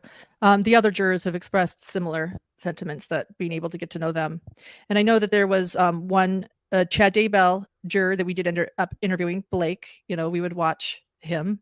And he needed to meet the victims before he even spoke to any of the media. And that was one thing he shared is, before I speak, I need to meet Larry and Kay and the people whose lives were affected. So it makes sense that was part of the healing process. You were at the sentencing last year when I first met Kay and Larry, and Aunt Vicky. Aunt Vicky is awesome. I love her. Let's talk about. He said, you were at the sentencing last year when I met Kay and Larry and Aunt Vicky. Aunt Vicky's awesome. So in the part one we did on this Tom guy, we heard that at the sentencing, he said, I was ready to put this whole thing behind me until I met you at sentencing. And then I decided to write a book. Right. Kalisa. Right. Part of the healing process. You were at the sentencing last year when I first met Kay and Larry, and Aunt Vicky. Aunt Vicky is awesome. I love her. Hey, Matthew.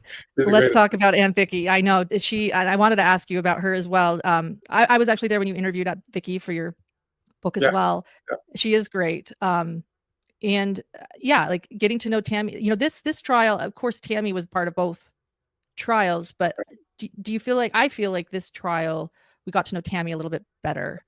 Do you agree? More about Tammy. I think Tammy was the prosecution's way of tying Chad to it. It was how they did that. I think focusing it more on Tammy. And it tied Chad through Tammy. They were able to tie Chad into all the murders, not just Tammy's murder, but kind of all the murders. Correct. And Vicky was close to all of us as well, and she is great. And one thing I just want to point out, like Vicky Hoban is such an important part of this case, because we learned, actually, it was in this trial that we learned that there was one family member pushing from the very, very beginning, and that was Vicky calling police. You never told us that before.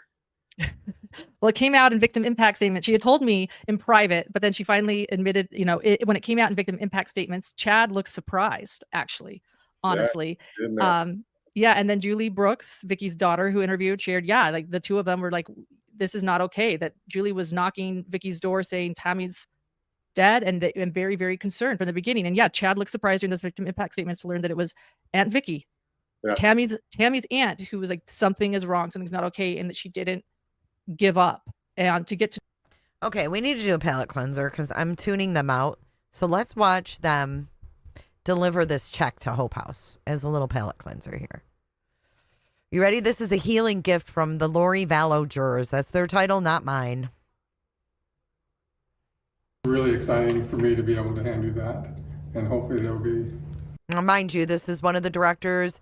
Her name, according to the documents from the state, were on all of the deficiency paperwork. You can see the date right on the screen of when they did this. Really exciting for me to be able to hand you that, and hopefully there'll be more to come. Oh my goodness. And by the way, I should mention about the book that the profits are going. And oh my God, I cannot with the music. Oh my God, these two did an interview together. Help me. To be donated to a nonprofit organization called Hope House. Could you tell us a little bit about Hope House, please? Tom? Yeah, so I spent a lot of my time since the trial looking for the right organization. Oh no. He spent all the time looking? Did he see this? Yo. Mm-mm. If it looks like a duck and walks like a duck and quacks like a duck, it is a duck. His words, he spent a lot of time looking for the right place to donate. Yeah, so I spent a lot of my time since the trial looking for the right organization to donate money to. If I'm fortunate enough to, write a good enough book and actually make some money, the profits are going to go to the Hope House. And the Hope House is, it's in Marsing, Idaho, small town just outside of Boise, and right on the Snake River. They take in children who, most of the children have been adopted, and some of them were adopted from outside of the United States and came here. Oh my God. Help me. What? Oh my God. There's something. Kresha, are you still here? Yes, you are. Kresha, I love you. What is happening?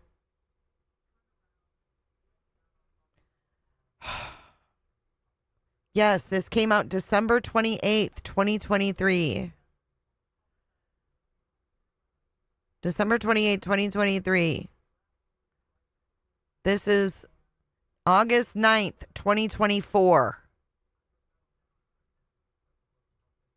As part of their adoption, and the families, for whatever reason, didn't follow through, couldn't hang on to the kids. Wait. When the families couldn't hang on to the kids? The fuck? Hold on a second. This don't sound right to me. These are children. Some of them were adopted from outside of the United States and came here as part of their adoption, and the families, for whatever reason, didn't follow through, couldn't hang on to the kids. The adoption didn't work out. So they're here in this country with nowhere to go. Parents don't want them anymore. Their adoptive parents don't want them anymore. And so the Hope House takes them in, and we got to meet some of the kids and do a tour of the place and meet. Oh boy. So we have a book based on child murders called Money, Power, and Sex. We have a Hope House that he's telling us these are kids that they couldn't hold on to them. Okay. And then we have this. Public records show 10 years of child abuse. The directors, Donna and Ron, and they're awesome, and they do everything good there, and I'm really happy. They do everything good there, as opposed to what? Doing everything bad there? I found them. And we are on our way to... What in the hell? Lauren. Hope House. Tom and Susan also wanted to thank our Hidden Gems, you guys purchased quite a few copies of Tom's book, and so you're a part of this too. So we're gonna go see the Hope House. And we're gonna show the kids that have mental disabilities on our video. I mean, really? Why are you showing them, Lauren? Fuck is wrong with you? Well, Calissa, you know she had to exploit them. You know she had to exploit them. Children that are here have ones that have failed an adoptive placement, birth placement, foster care system, or group setting. Oh yeah, they're zooming in on them too. Zooming in. Unbelievable, man. And so when we are notified that there's a child in need, we thoroughly investigate. What are you doing, Lauren Matthias? When we are notified there's a child in need, we thoroughly investigate. That we can be the safe place for them to be, and then they can come home. And that sign says that on the front of the building, a home to come to, and the word Hope House. So that's what we do. I think the most important people to thank are your kids. Without them, we wouldn't be doing any of this, and none of us would really have a purpose. And I want to thank you guys for doing what you do and having this place. Who gave consent for those children to be shown? This lady? I told you, these people have guardianship of these children. And I heard that there are parents trying to get their kids back from this place that are fighting Hope House in court over guardianship of their own children. I want to thank the family of the victims.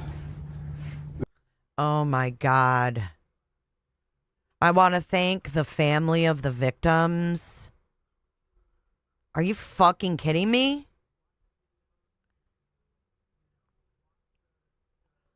No, this is not good. This is not good to me.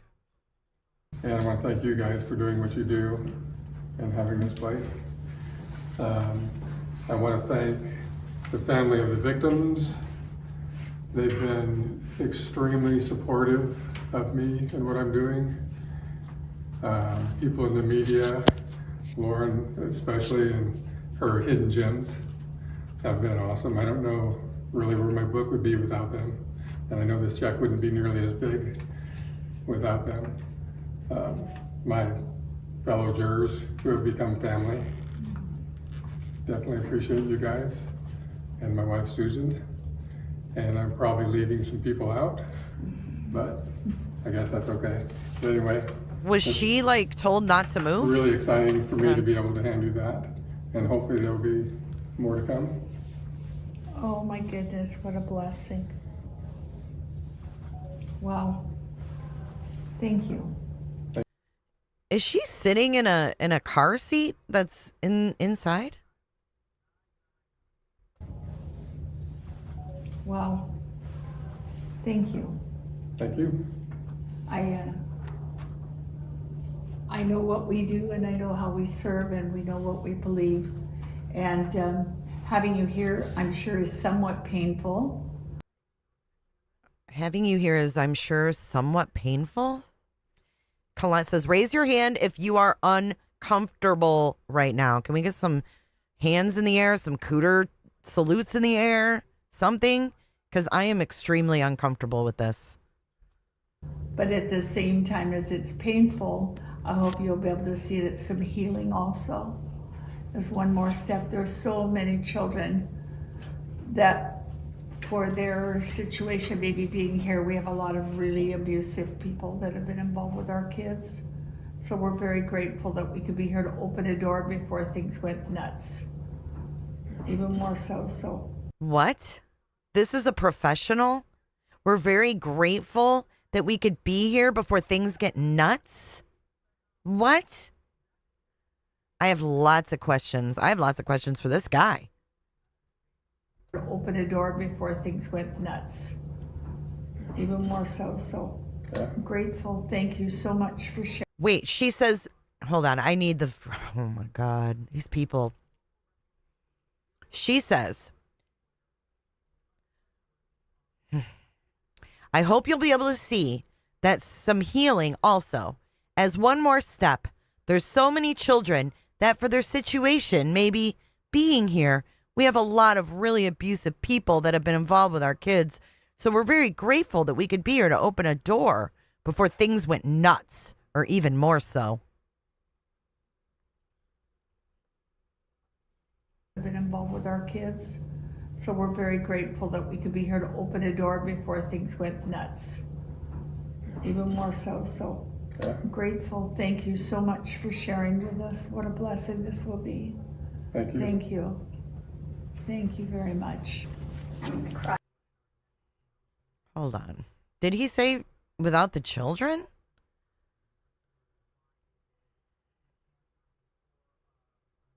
Hang on. And having this place. I want to thank the family of the victims. They've been... And that sign says that on the front of the building. Are your kids. And that sign says that on the front of the building, a home to come to, and the word Hope House. So that's what we do. I think the most important people to thank are your kids. I think the most important people to thank are your kids. Hey, Carol Ann. Look at that place. It's out in the middle of nowhere. And that sign says that on the front of the building, a home to come to, and the word Hope House. So that's what we do. Look at that place. It's out in the middle of nowhere.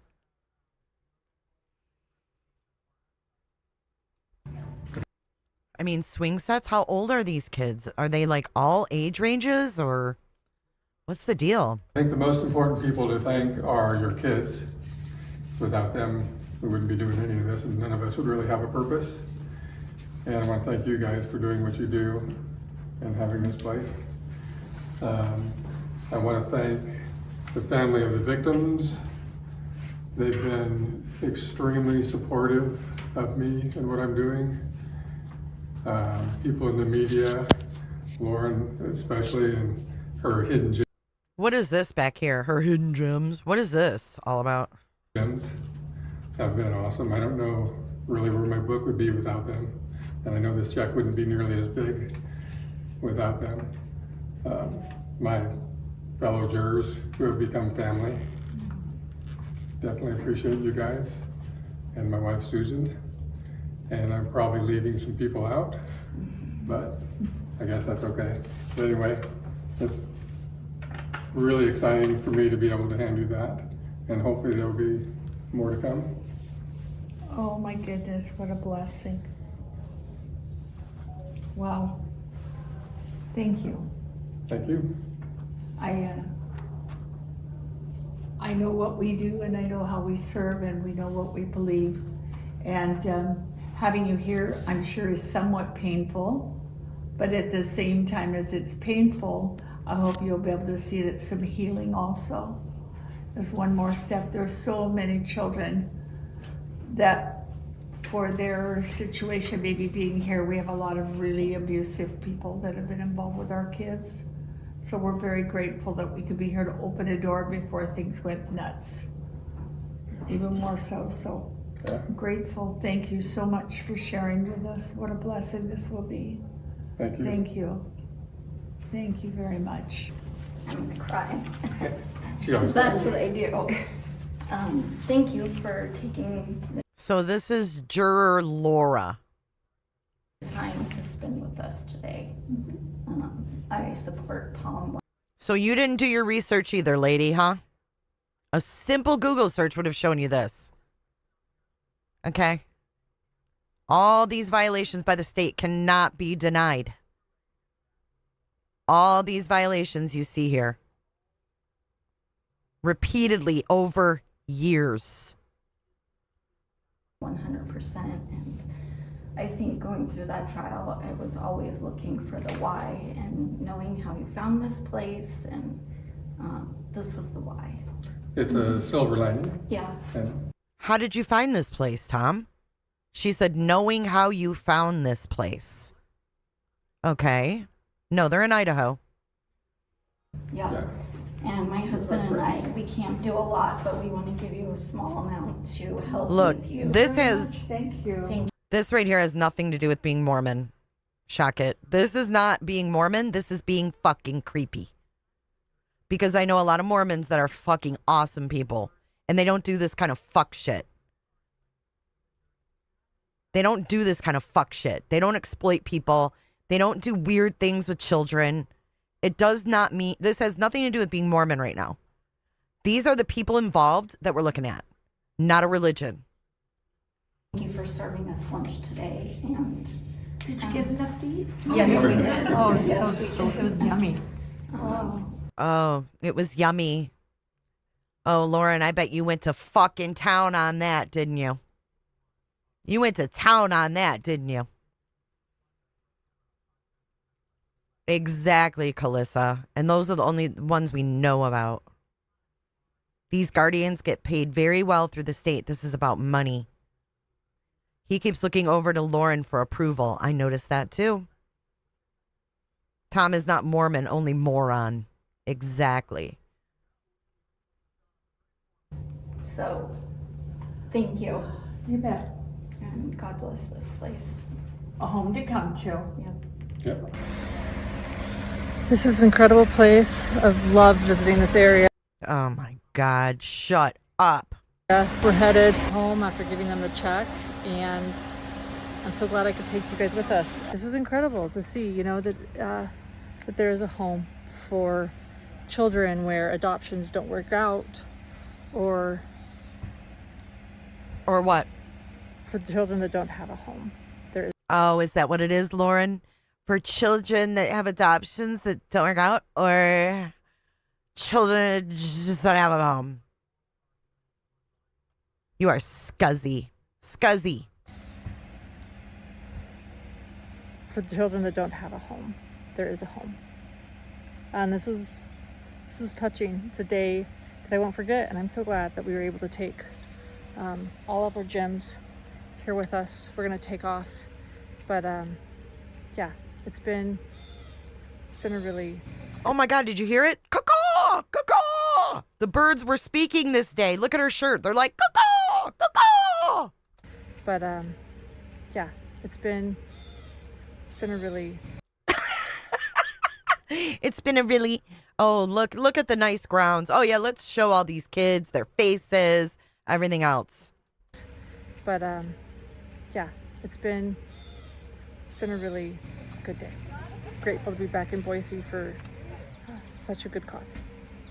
What the hell was that? So can I ask how much the check was? Yeah, it was $5,000. That was from the first 2 months of royalties. Wow. And that's every dime that I received from the book after the publisher took his cut. There was an expense. We had to buy some books, so there was a little bit of an expense there. And then there was a little bit of money that was donated on top of that. That's incredible. Oh, here we go. Wow. Listen, open your ears. Why did you pick this nonprofit, Tom? What was it that drew you to this nonprofit?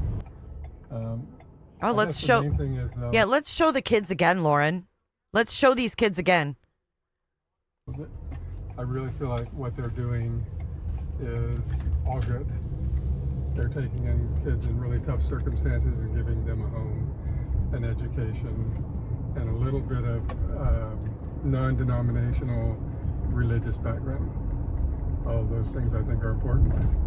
And a family. Yeah. But we met an adult who was raised there and has come back. And just listening to him talk convinced me. Oh my God. Hold on. But we met an adult who was raised there and has come back.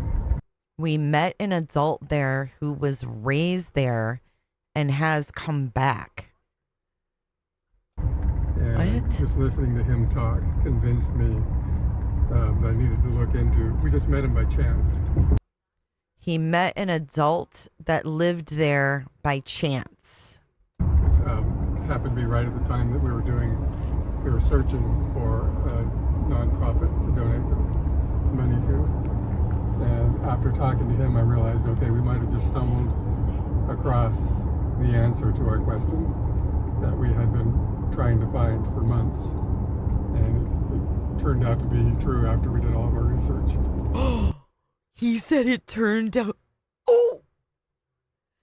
He said we might have been. Okay, we realized we might have just stumbled across the answer to our question that we had been trying to find for months, and it turned out to be true after all of our research. What research? This research. Did you research this, Tom? Kids not getting their meds, not documenting kids getting their meds, all this stuff. No physician orders, but giving kids meds without them? Okay. You did your research, though. Okay, Tom. How are you doing after Hey, Penny. serving on the jury, Tom? It's been, not even quite a year and a half since you were on Lori Vallow's. Oh, doesn't that look fucking nice? Look at this. Hope House 50-year celebration homecoming. Meet and greet. Bonfire and sing-along. It's been, not even quite a year and a half since you were on Lori Vallow's. Wait, what does this say? Been, Snake River Sunrise Cafe, Monday through Friday. Breakfast 6 to 7, lunch 11 to 12:30, dinner 4:30 to 5:30. Welcome shirts with sleeves, shoes and socks required, and no personal cups. Not even quite a year and a half since you were on Lori Vallow's jury. You came here with 4 of your fellow jurors. Has this been healing at all? I mean, your last year and a half. Oh my God, he is the epitome of a cheese ball. Look at him. Has this been healing? They're using all the keywords, all the buzzwords. Healing. Who's that lady?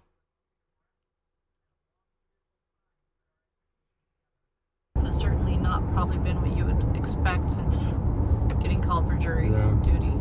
It's a combination of things for me. I was reading the book to Susan. I'm trying to practice to get ready to do an audiobook. And I was trying. Oh my God, he's doing an audiobook? Come on. Bueller.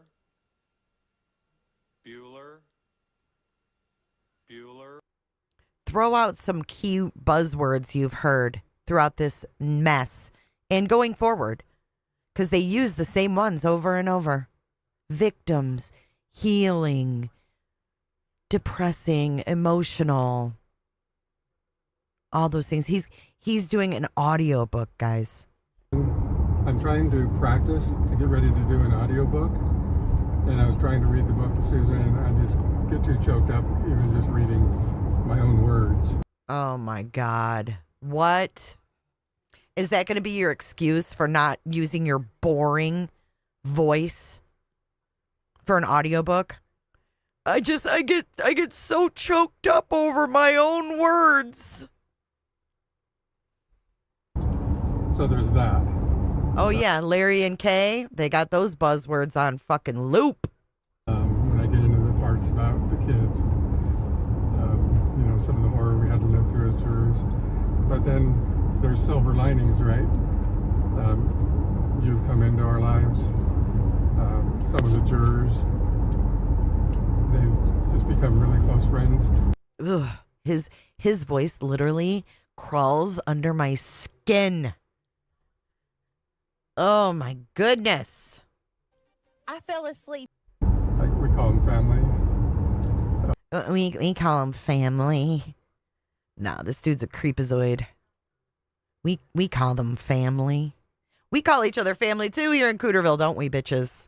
She says, Welcome to Cooterville. Everybody close your legs. Everybody coming in, close your legs. Close your legs.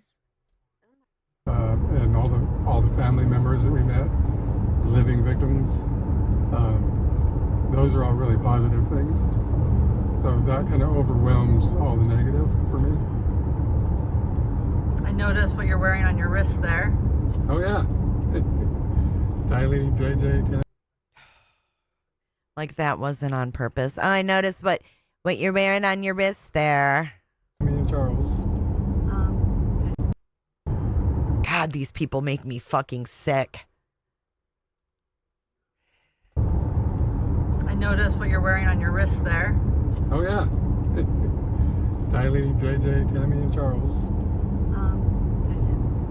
Did you choose to wear that today? Yeah, I don't wear it all the time, but I do wear it. Oh my God, they're showing these kids for a third time. Third time. Showing these children in a vulnerable position. Vulnerable children. This is disgusting. We're not doing anything to do with the trial.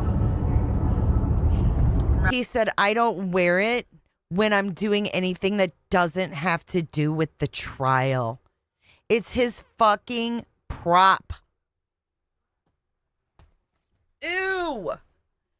I don't wear it unless I'm out grifting for money. Just say it, dork. Ew. Yeah, I don't wear it all the time, but I do wear it when I'm doing anything to do with the trial. Remember them.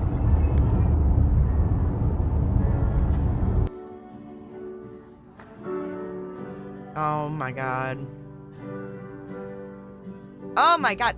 The fourth time and JJ and Tylee at the end. Fuck you, Lauren Matthias. You grifting piece of crap. You are sick.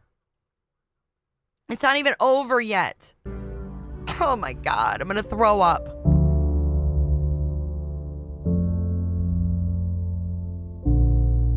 Stop.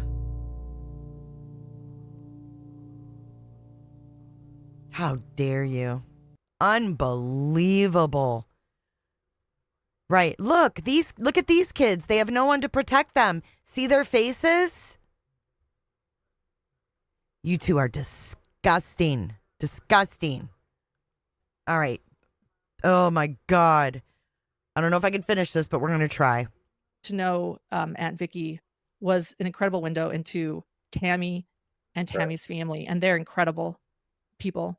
That's how I've gotten to know the victims, is through their families. I've gotten so much information, so many stories, and these families, these people are such good people. There's no way that Aunt Vicky's niece was in any way. She was married to Chad, but she had no idea all this stuff was going on. She did not know what was coming. Yeah. Who said the niece did? Has that ever something that's been said? Aunt Vicky's niece? Who's Aunt Vicky's niece?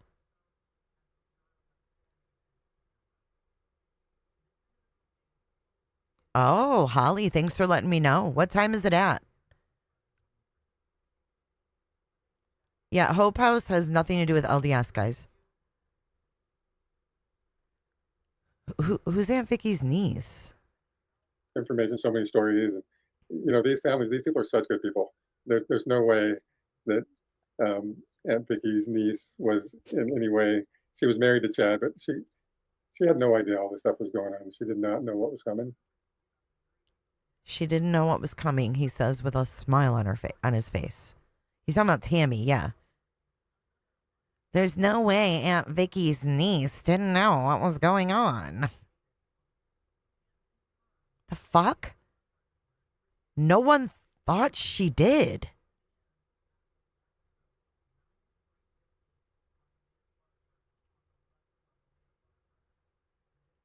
I hear you, Maude. Yeah. Yeah. There was the pot stir, Heather Daybell, and then we learned that there was another pot stir that Chad Daybell had no clue about, and that was Aunt Vicky. That was awesome. I love that. Yeah. Yeah, and listening, listening that to the was victim impact weird. statements, how did that feel? What, because we heard from all of Tammy's family at that time. We had certainly heard at the sentencing. We were together at the sentencing together, as you shared. That's when we met, and we met Larry and Kay, and Vicky. But we had heard from Vicky Hoban and Samantha at Lori's sentencing, and then we did not hear from the rest of Tammy's family, or even the testimony of Jason Gwilliam and the testimony of Tammy's cousin Patty and the testimony of Hannah, all these people, and then the victim impact statements. Did that help you in getting to know Tammy as well? So the victim impact statements, that was such an emotional thing for me to go through during Lori's sentencing. And since I missed them live, since I wasn't there, I still have not listened to them. I've just purposely kind of put all of it aside, and I'm waiting till after we get back from this little trip we're taking, then I'm going to get back to it. I'm going to listen to all that. But that was the hardest thing for me. I'm sure for you too. In this whole trial was listening to all of that. And I know it's informative, and I need to hear it, and I need to support those people. But I've just been putting it off for a little bit. I've been putting everything to do with the trials off, just for a little bit of a break. Yeah, yeah. And look who's here. Do you see the? Look who's here. It's Aunt Vicky. He's like, oh, at least you get to go on a vacation and forget about this, right? Oh, we're going on a little trip, so I'm just going to, put this behind me for a minute. Does he realize that the victims don't have the power to do that? No, it's all about him. The comment I just pinned. It's Aunt Vicky. Oh. Yeah. Sorry, yeah, I pinned a comment. She says, "Thank you all, love you all." Hi, Vicky. Yeah, I'm not being very polite right now, but I just texted her and asked if she wants to jump on. She's probably going to be like, "You got to give me a head." She might, but she might also she might say, "You need to give me some like time to get ready." So we'll see. She's like, she can just get on. She's going to be beautiful, and it's not going to be a problem. She's great. As you said, that Vicky is also a comedian. So yeah, the interview you did with her and the barbecue thing. Oh, did you like that story? Oh, that was so good. So that's comic relief, right? Yes. In its best form. You guys probably didn't plan to talk about that or anything, but it was perfect. We did. I can picture it. I can see the whole thing. The barbecue story. Yeah. Doing that and being totally unaware. Yeah, completely unaware. Right. You know me. You know exactly how I'd be. I'm like, oh my gosh. Yeah. You don't know what's going on around you. You're just there. Everyone's like, yeah, Lauren, hear it from Tom, hear it from Vicky. Lauren has no idea what's going on around me, but I'm here. And you guys are so focused on what it is you're doing. You have a job and you're focused on that one thing. That's what it is exactly. I'm a hyper focuser. Yeah. I focus on what's important, and then I have a little bit of unawareness about everything else going on. A lot of unawareness. Exactly. He says a lot of unawareness. Thank you, Kels. 22 months. Can we have some Cooter salutes for Kels in the chat tonight? She is celebrating 22 months in Cooterville. Thank you. Hit the thumbs up for my beautiful bestie for the resty. Love you, Kels. Thank you. Then I have a little. No, I do not want to listen to the barbecue story again. No, I will never listen to that again. It was horrible. A bit of unawareness about everything else going on. A lot of unawareness. Exactly. A lot of. Let's see. She's not responding. She's fixing her hair right now, I promise. Yeah, she's like, I am ignoring that. I am ignoring that text, and rightfully so. Here's some barbecue for you, Lauren. Thanks, everyone. We need an Aunt Vicky show. I'll see what she can do. So did you ever get to talk to those guys after that? I know you were trying to. So I'll just share this. There are. Did you ever get to talk to those guys afterwards? I know you were trying to. She's like, say. More interviews coming when it comes to Chad Daybell's trial. I can't believe I'm with you. No, there are more interviews coming. We have talked to some people, and there are more interviews coming. We're letting everyone get a little bit of R&R and regrouping after a really tough trial, and we are in touch with several people from the Chad Daybell trial. I'll just say that, and more interviews are coming. So thank you, everyone, for your patience. They've been on this trial for so long, on this case for so long. I'm sure they all need a big break from it for a little bit. Yes. Barbara Brown says, so cool that Aunt Vicky and Heather Daybell sounded the alarms on their side of things. Yes, Barbara, they did. I was on the phone with Barbara yesterday, actually. She's been on our show. She is an LDS historian. So thank you. It's true. Barbara? Who's Barbara? the LDS historian. Is she the one that helped him go back to 1820 in his third book? Yes. What else are you feeling? After this trial, how have you been? How's Susan been? What has it been like? You guys healing or? Yeah, we're doing great. There it is again. Are you guys healing? What? Are you, so you guys are taking a little break. Are you healing? Oh my God, my computer. People that I've talked to have said that they feel a real letdown since the trial ended. And I get that. I feel a little bit of that, but I don't think in any serious way. Mostly I'm just doing day-to-day things that I need to do. And I'm, like I said, I'm taking a little bit of break from it. Just getting a little rest from it all. I do feel some letdown. I miss people. I miss seeing everybody every day. I don't miss sitting through the trial. As interesting as it was, it's nice that that part of my life is over with. I guess I will go to the one in Arizona whenever it happens. I'm not going to go to the whole thing like I did this one. I'm just going to sit through a day or two of it. But yeah, it's been fine. It's summertime. Life is good right now here in Idaho. We've waited for this. Winters are long here, so you kind of live. At least I kind of live for this time of year. We have a lot of outdoor stuff planned, and I had all kinds of yard work and everything to catch up on. So I'm doing that, and I've been hanging out with my. Imagine being this guy's wife right now. Like, what the fuck, dude? Family. My sister's here. We're getting ready to go on a trip to Yellowstone, and if my other sister ever gets here, they broke down in Winnemucca. If anybody knows. And they're going to Yellowstone. And that's the last place that JJ and Tylee were seen. Of all places.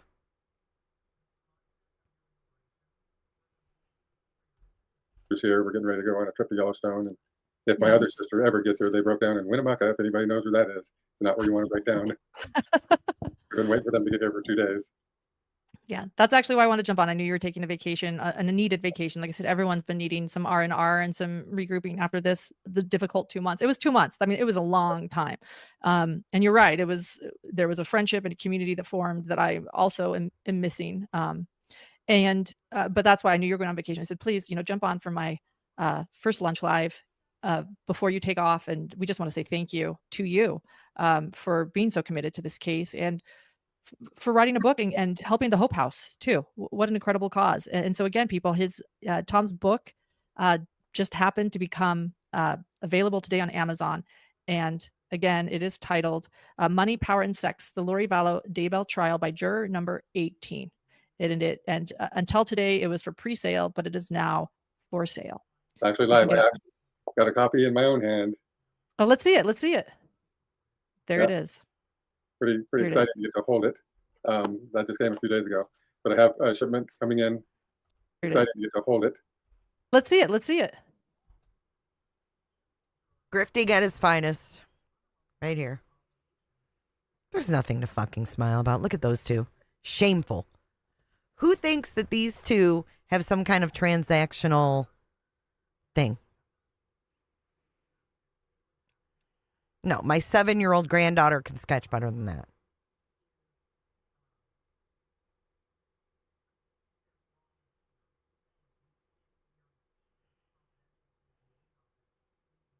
Tom is a Temu juror.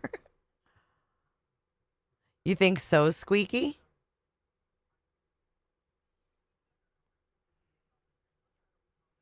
There it is. Pretty excited to get to hold it. That just came a few days ago. But I have a shipment coming in for people like you who I need to get copies to. So you'll be getting yours very soon. Thank you. Well, here are a few questions for you. Will you be going to, two people are asking, will you be going to Lori's Arizona trial? I plan to go. I guess it's not going to be in August. I guess it's been postponed because you had to get a new attorney. So that's good because it's 120 degrees there in August. But so whenever it is, I'll go for a few days. I don't think I'm going to sit through the whole thing. I think I'll go to the beginning and maybe.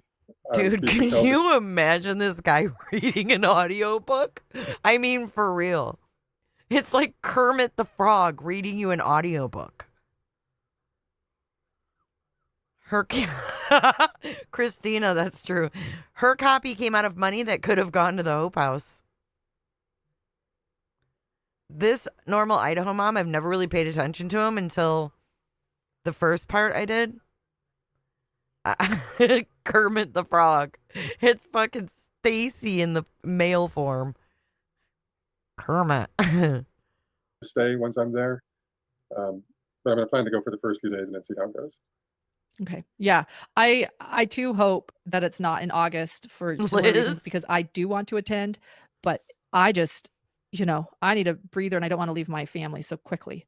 So, while I hope for justice to be served, I don't mind a little bit of a wait.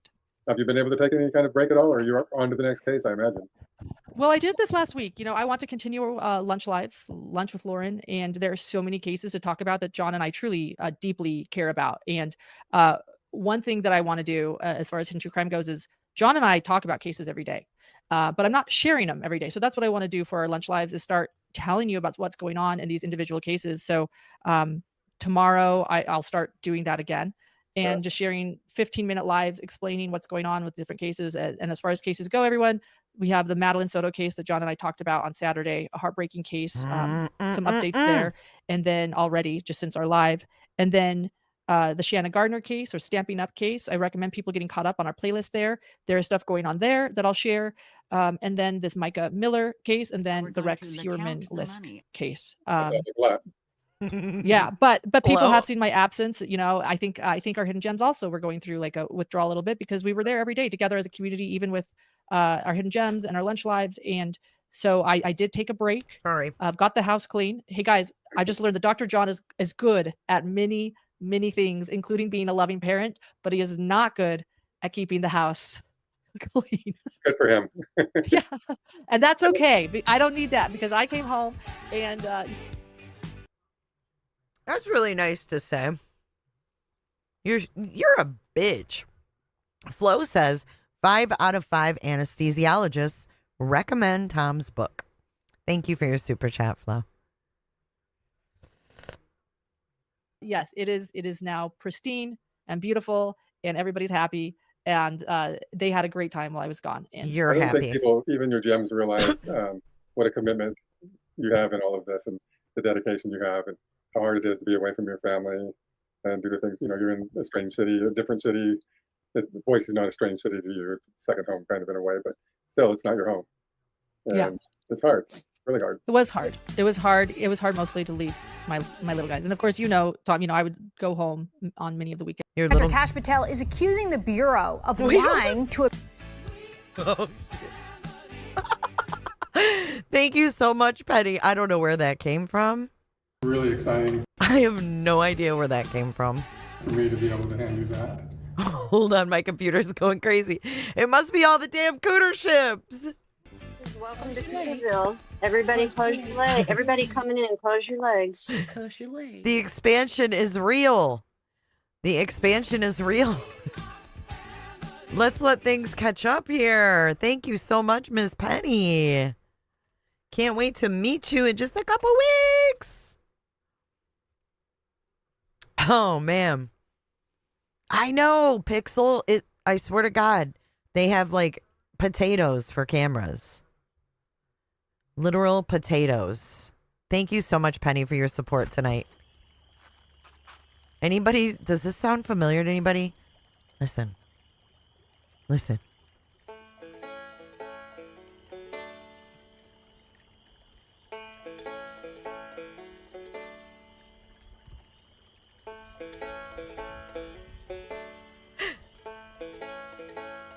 Can we get some Stacy's in the chat?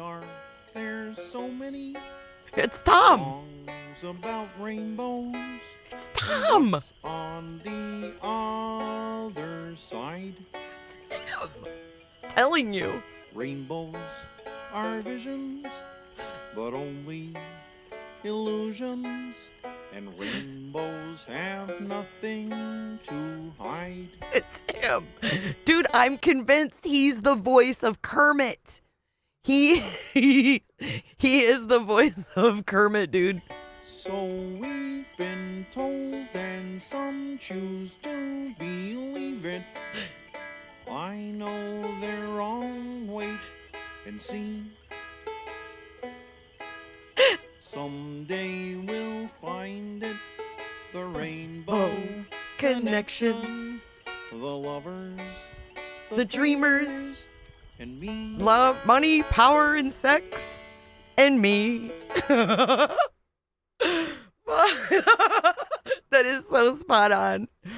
But it was hard. They did a great job. So I don't mind a dirty home. Like, look,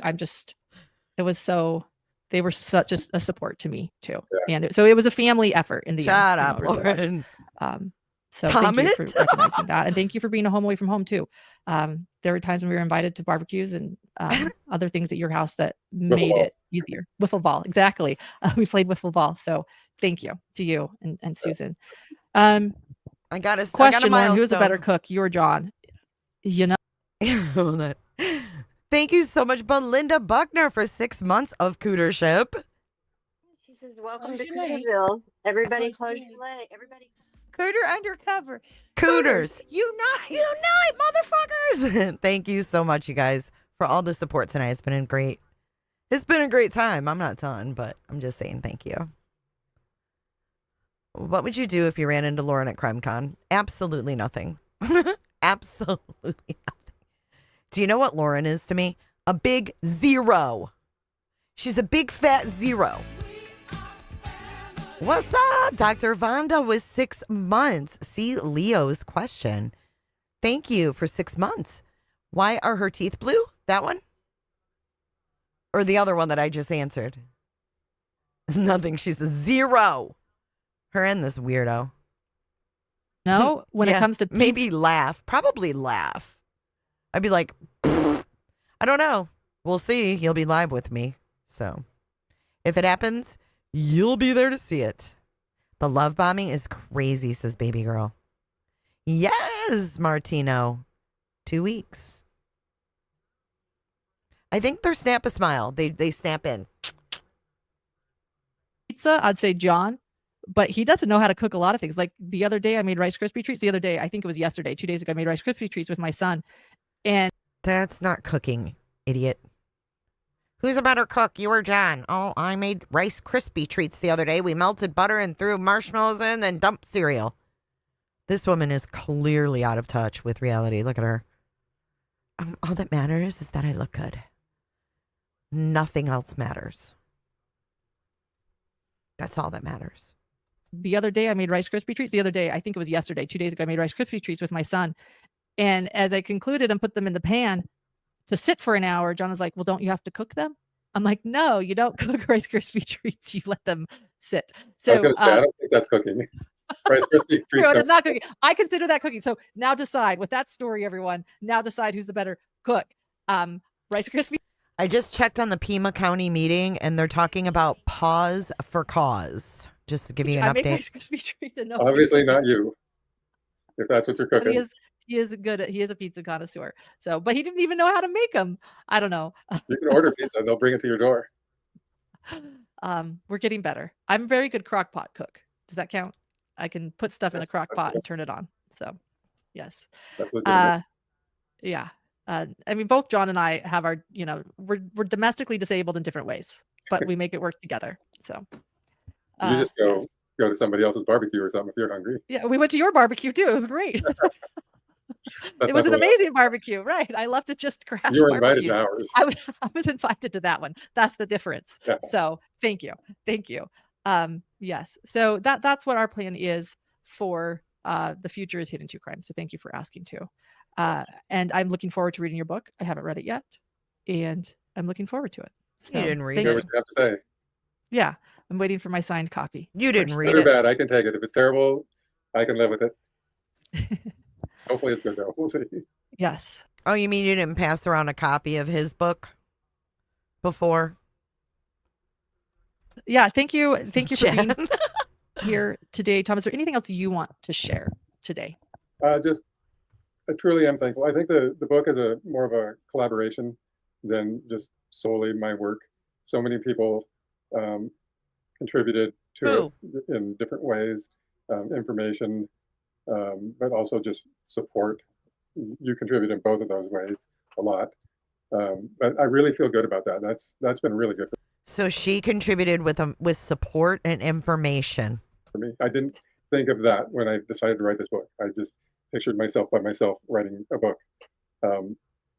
But no, you in didn't. gathering the information and everything, I was forced to kind of get out of my shell a little bit and get to know people and be more. I've never been that guy who's out there talking to people. And ugh, God. Look at Lauren. She's like, I opened up his shell. His shell opened up because of me. Gross. Come on. doing all that, it forced me to do that. And the people that I've gotten to know have just been awesome. And it's just a whole change of life for me. And I really do appreciate that. I think this book is. How's your wife is due feel to about everybody. that? It's not just me. Thank How does you your for wife? sharing that. How does your wife feel like a complete life change? I wonder. I mean, at his age, how old do you think this dude is? 60s? I agree that it ends up being an absolute community effort. Yeah. Yeah. Shut it up. has. And there's another buzzword: community. Community. She brainwashed people to think gem, community, community, good, gem, good. This is like packed into your brain in every episode you watch of this woman. God damn. I feel like it's subliminal messaging. I can't stand it. I think this is why I didn't like her. I felt like she was trying to control my way of thinking when I watched her. I don't like her at all. She's too manipulative for me. It's become, bonds and close friendships that will be for life. If it is good, that will be why it's good. If it's good, it'll be because everybody contributed. Yeah.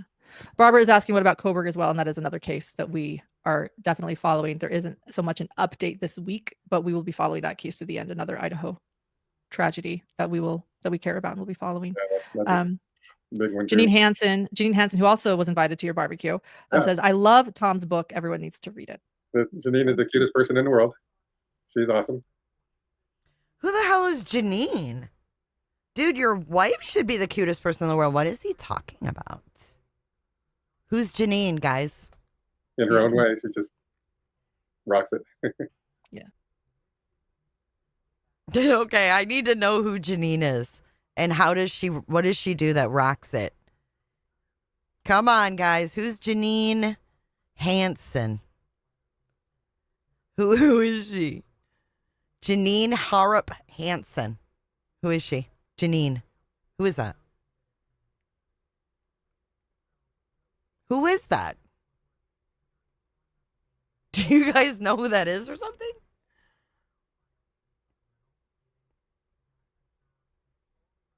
You don't want to know? Is that somebody I know? Janine is in the court docs? Do I know Janine? Is Janine Janice? Hold on. Who is she? Just tell me it's not Janice.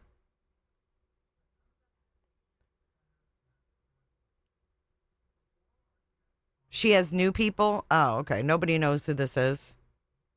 Gotcha. She's awesome. In her own way, she just rocks it. Yeah. In her own way, she just rocks it. Hold on. I was ordering my dinner. I was trying to... It's definitely not Janice. Okay, that's all I care about. Hold on. Are you going to tell me who it is? Oh, mute for a second and call you real quick? Okay. Let me mute. Hold on. Literally, people know who she is? Okay, hold on. Give me 2 seconds.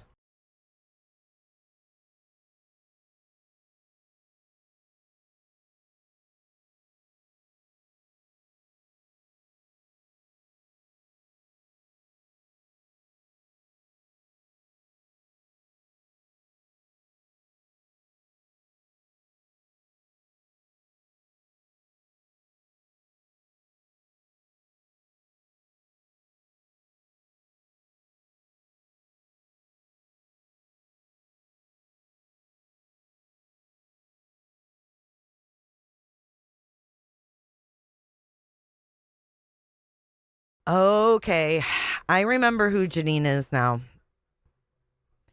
Janine was in the 9 Hour Live doxing ballet flats And not only that, this Janine lady, she has some of JJ's ashes,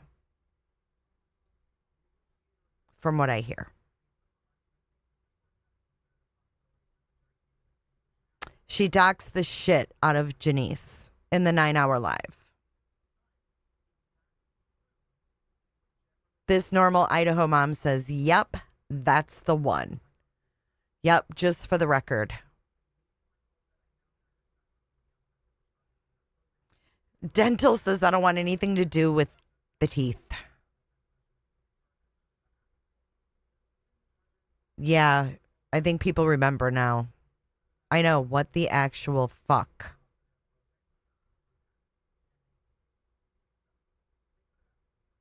If you feel free to share how she has the ashes. I don't know the story. I don't remember it. I did hear a story about her having some of them, but I don't know how she managed to manipulate and acquire those. You posted a story? Oh, you did? Let me see. This normal Idaho mom. Let me find you.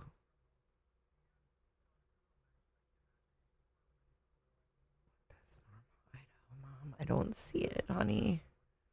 Fuck. I'm sorry. Is there any way you can type it out again? Oh, thank you so much.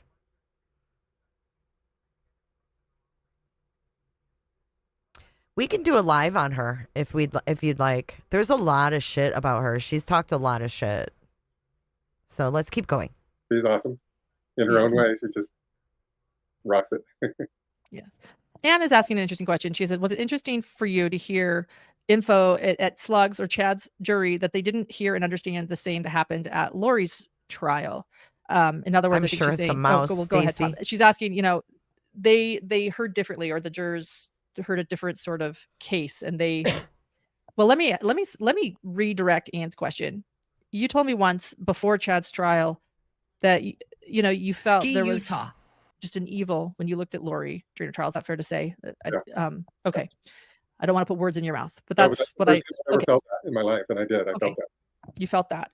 And with interviews from the jurors, Blake had said, sort of similar to Chad, Sorry. that he Wake felt up. that he was the mastermind. And of course, it makes sense. They're two different trials. You sat through both trials. Was it interesting to see how the jurors saw the trials a bit differently? Or do you feel like it was the same? Well, no, because that is the question. Like, who? I get that question all the time. Who was in charge? Who was the mastermind? I really think that two people came together unbelievably that were both capable of this before they came together. And I think that them coming together just caused something to kind of erupt. I think Lori was the master manipulator. I think she was that her whole life. I think she was really good at that, and that's all she knew. But I think Chad was the religious guru and the priesthood holder. Thank you for clearing that up. Christina said, I'm saying this from observation, so don't hold me or anyone to this info, but she inserted herself in the most bizarre way, and in the end, simped Lauren. I've never met her, but I've seen her. The guy who, because I was wondering how the prosecution is going to do this. So they proved in Lori's case that she was guilty of these murders, right? And now they're going to go in Chad's case and prove to a different jury that Chad's guilty of all these murders. And it's a little bit contradictory. But I realized the way they're going to do this is that Chad is the leader. He just is the leader. He is the priest holder. He's the male in this world of patriarchy. And so he has to take responsibility. He is the responsible one. I hope that makes a little bit of sense. It does. It is. It is a hard one. Thank you for putting that back in the chat. So this normal Idaho mom has a story about Tom. We have another testimonial. And just as a reminder, make sure you check my videos later, because I'm going to put the actual standalone video of Christina telling her story about Tom. But here is normal Idaho mom. This one time, I was standing in line at trial, and Tom low-key brags that people thought this young, cute LVD, Lori Vallow Daybell juror he sat with was his wife. Quote, people think blank is my wife. Like an old creepy dude. Then there's another part. I kept my distance from Tom from that point on. I can get it. You know what? This normal Idaho mom, thank you. Because you know what? Gut feeling is what it's all about. Listen to your gut. The fact that you kept your distance from that point on tells me that your inner radar went off and you listened. And I think that we need to listen more instead of just accepting things from people like Lauren Matthias. You know what I mean? I think it's a big lesson to learn, but there's another part somewhere that I missed. I only see 2. But we get it. Your instinct told you something was off. And we love you, Creshaw. And yes, I can do it as a premiere. It is. Did you feel, now I have more questions. Did you feel that... no. I missed the most important part. This young, cute juror was still traumatized, barely spoke to anyone, sat with Tom probably because she felt safe with Tom. I was creeped out. He would sit with his arm around her sometimes. Oh, my God. Mm-mm.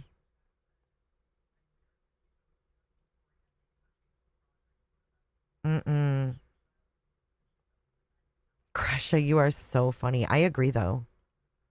The prosecution sort of shifted direction a little bit. They presented the evidence differently at Lori's trial than they did at Chad's trial. Do you feel like they did a better job? Same? Do you appreciate one? Listen, I will never discount a woman's gut feeling, ever. Never, ever, ever. The other, they started with more of a timeline. Yeah. Chad's trial. Because it's such a convoluted, complicated case, and how do you present it in a way that makes sense? It still doesn't make sense. But I think they did an excellent job of it. I think they did a really good job of it in Lori's trial. They got all the results they want, right? And that's the goal. And so they succeeded. They won. They did that. Chad's trial, they did the same thing, and they did more of it. There was more evidence presented, and I think it's their second time through, right? So obviously they're going to do a better job the second time through, just having the experience of the first time. And they also took the opportunity when they had it to question us jurors after the trial was over and ask us what we felt like they could do better. So we gave them some input. I don't know if they used it or did not use it or what. I think they did. I think they used it. It felt like they did. Yeah. She doesn't know. Yeah. And one of those, and I didn't know if I could share that or not. So thank you for sharing it. But yeah, they asked the Lori Vallow jurors, some of you, for input for their defense, what they could have improved. And so you shared, and it seems like they did take some of your advice. And I think that's a really interesting. When I first talked to them, but it's a common thing for attorneys to do after a case is over, I guess, talk to the jurors and question them. Yeah. Michelle is asking if your book comes in Audible, and she can't find it. I don't know if it does yet or not. Yeah, it's going to at some point. I have to find, maybe you can help me with this. I have to find a studio somewhere in Boise that I can sit down, and I'm going to try to do it myself. I can barely get through a sentence without stuttering or doing something wrong, but I'm going to try. Oh, I thought it was because you got all choked up. You're being a Karen. I thought it was because you got choked up, Tom, that you couldn't do the audiobook. I think it's more like because you sound like the Clear Eyes guy from Ferris Bueller's Day Off. That's what I think. Who the hell would want to listen to him read this book? Bueller. Freaking Kermit. Bueller. Who said that every wish would be heard and answered when wished on the It's so spot on. morning star? Like, I can't help but love it. Somebody thought of that and someone believed it. You know what we could do? We could actually take this interview and put him and Kermit, like, it would totally, like, fit. You would think it was Kermit talking. Look what it's done so far. He was an alternate, yes. What's so amazing that keeps us stargazing? And what do we think we might see? Okay, let's finally finish this. Okay, so we'll see. You'll do it. You have a great voice. You're not stuttering at all, so you'll do it. Try, so we'll see. You'll do it. You have a great voice. You're not stuttering at all, so you'll do it. People are asking for the link. There it is in chat. I'll try to put it in the description Really, of this Nick? video as well. And then somebody else asked about merchandise, and I realized I do want to share. So we have our Shopify with our classic merchandise, Oh but we my do God. have trial. Oh, Jesus Christ. We have trial merch. Smoke them if you got them. We're opening up the freaking HTC Grifton store. Here we go. Merchandise that many people have been asking about. You muted yourself, Can you hear me? dum-dum. I can hear you now. Okay. My earbuds just died, so I'm putting them away, but as long as everyone can still hear. So we do have some trial merchandise as well as some new summer merchandise. So our limited edition merchandise is on Bonfire, and per everyone's request. Limited edition? There, that link is as well. So there's some new stuff as well as a request for some older designs. So there you go. And there is, again, Tom's link to his book. Looking forward to reading it, Tom. Thank you. Let me just check and see if there's any other questions, and then we'll let you go.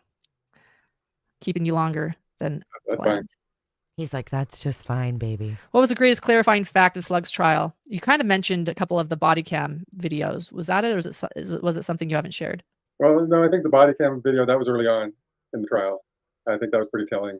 And for me personally, it was sitting there, like I said, watching Chad scroll through Tammy's pictures. That was really telling. But for the jury, I'm not sure. I think for them, I haven't listened to their interviews or a lot of their interviews yet.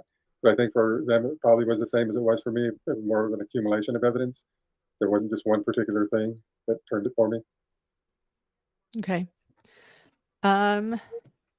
Yeah, that makes sense. That was probably the most telling moment for me too. I mean, that's all you need to know. If you have a list of questions for Tom, I will go to his booth and ask them. It looks like Nicole has one already. I have a question. How do you live with yourself, Tom? I have a question for Lauren. Have you ever read Tom's books? Yeah, ask her, Nina.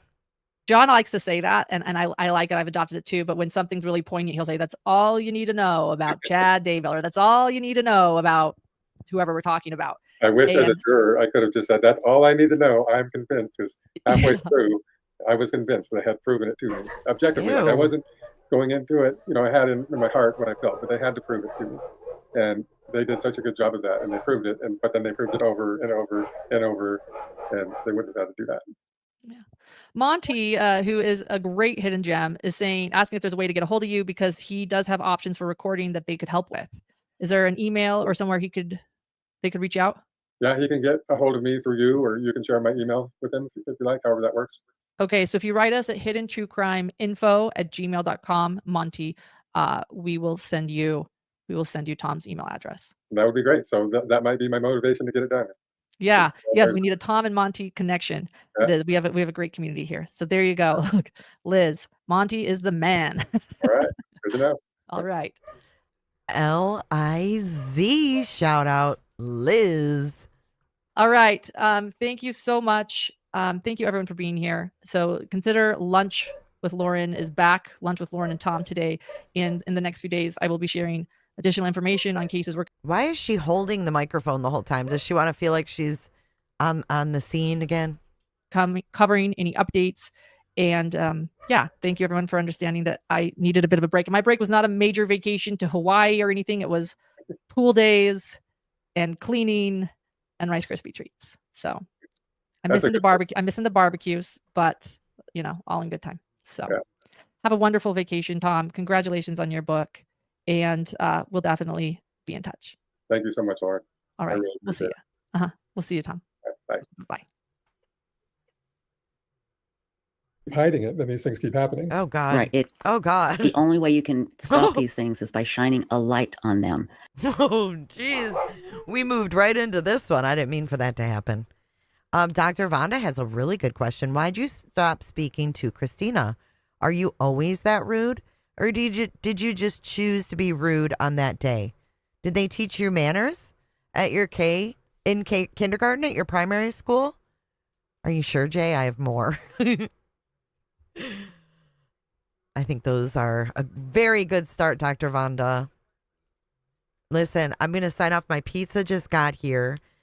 If you guys want to check out, if you're following Nancy Guthrie, the interview room is live right now, I think. Monty is the man, unlike McSpunky. We're going to keep calling out these people, guys. Smoke them if you got them. Thanks for being here. Thanks for all of your support. The new Cooter ships, amazing. We've got... Hey, Cooter Clippers. We got so many Cooters. I'm sending you over to the Corey Richins sentencing for tomorrow. I decided to go live, so sending you over there if you want to watch that with me tomorrow. I will be live at noon Eastern. So let's run our Cooter credits. And let's get on out of here. What do you think?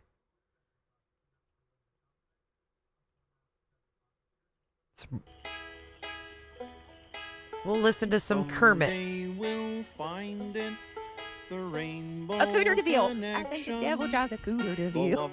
I saw the trip over the hill. I can't find my Cooter DeVille. I got time to kill. Wait, All of us Cooters. under its spell. We know that it's probably magic.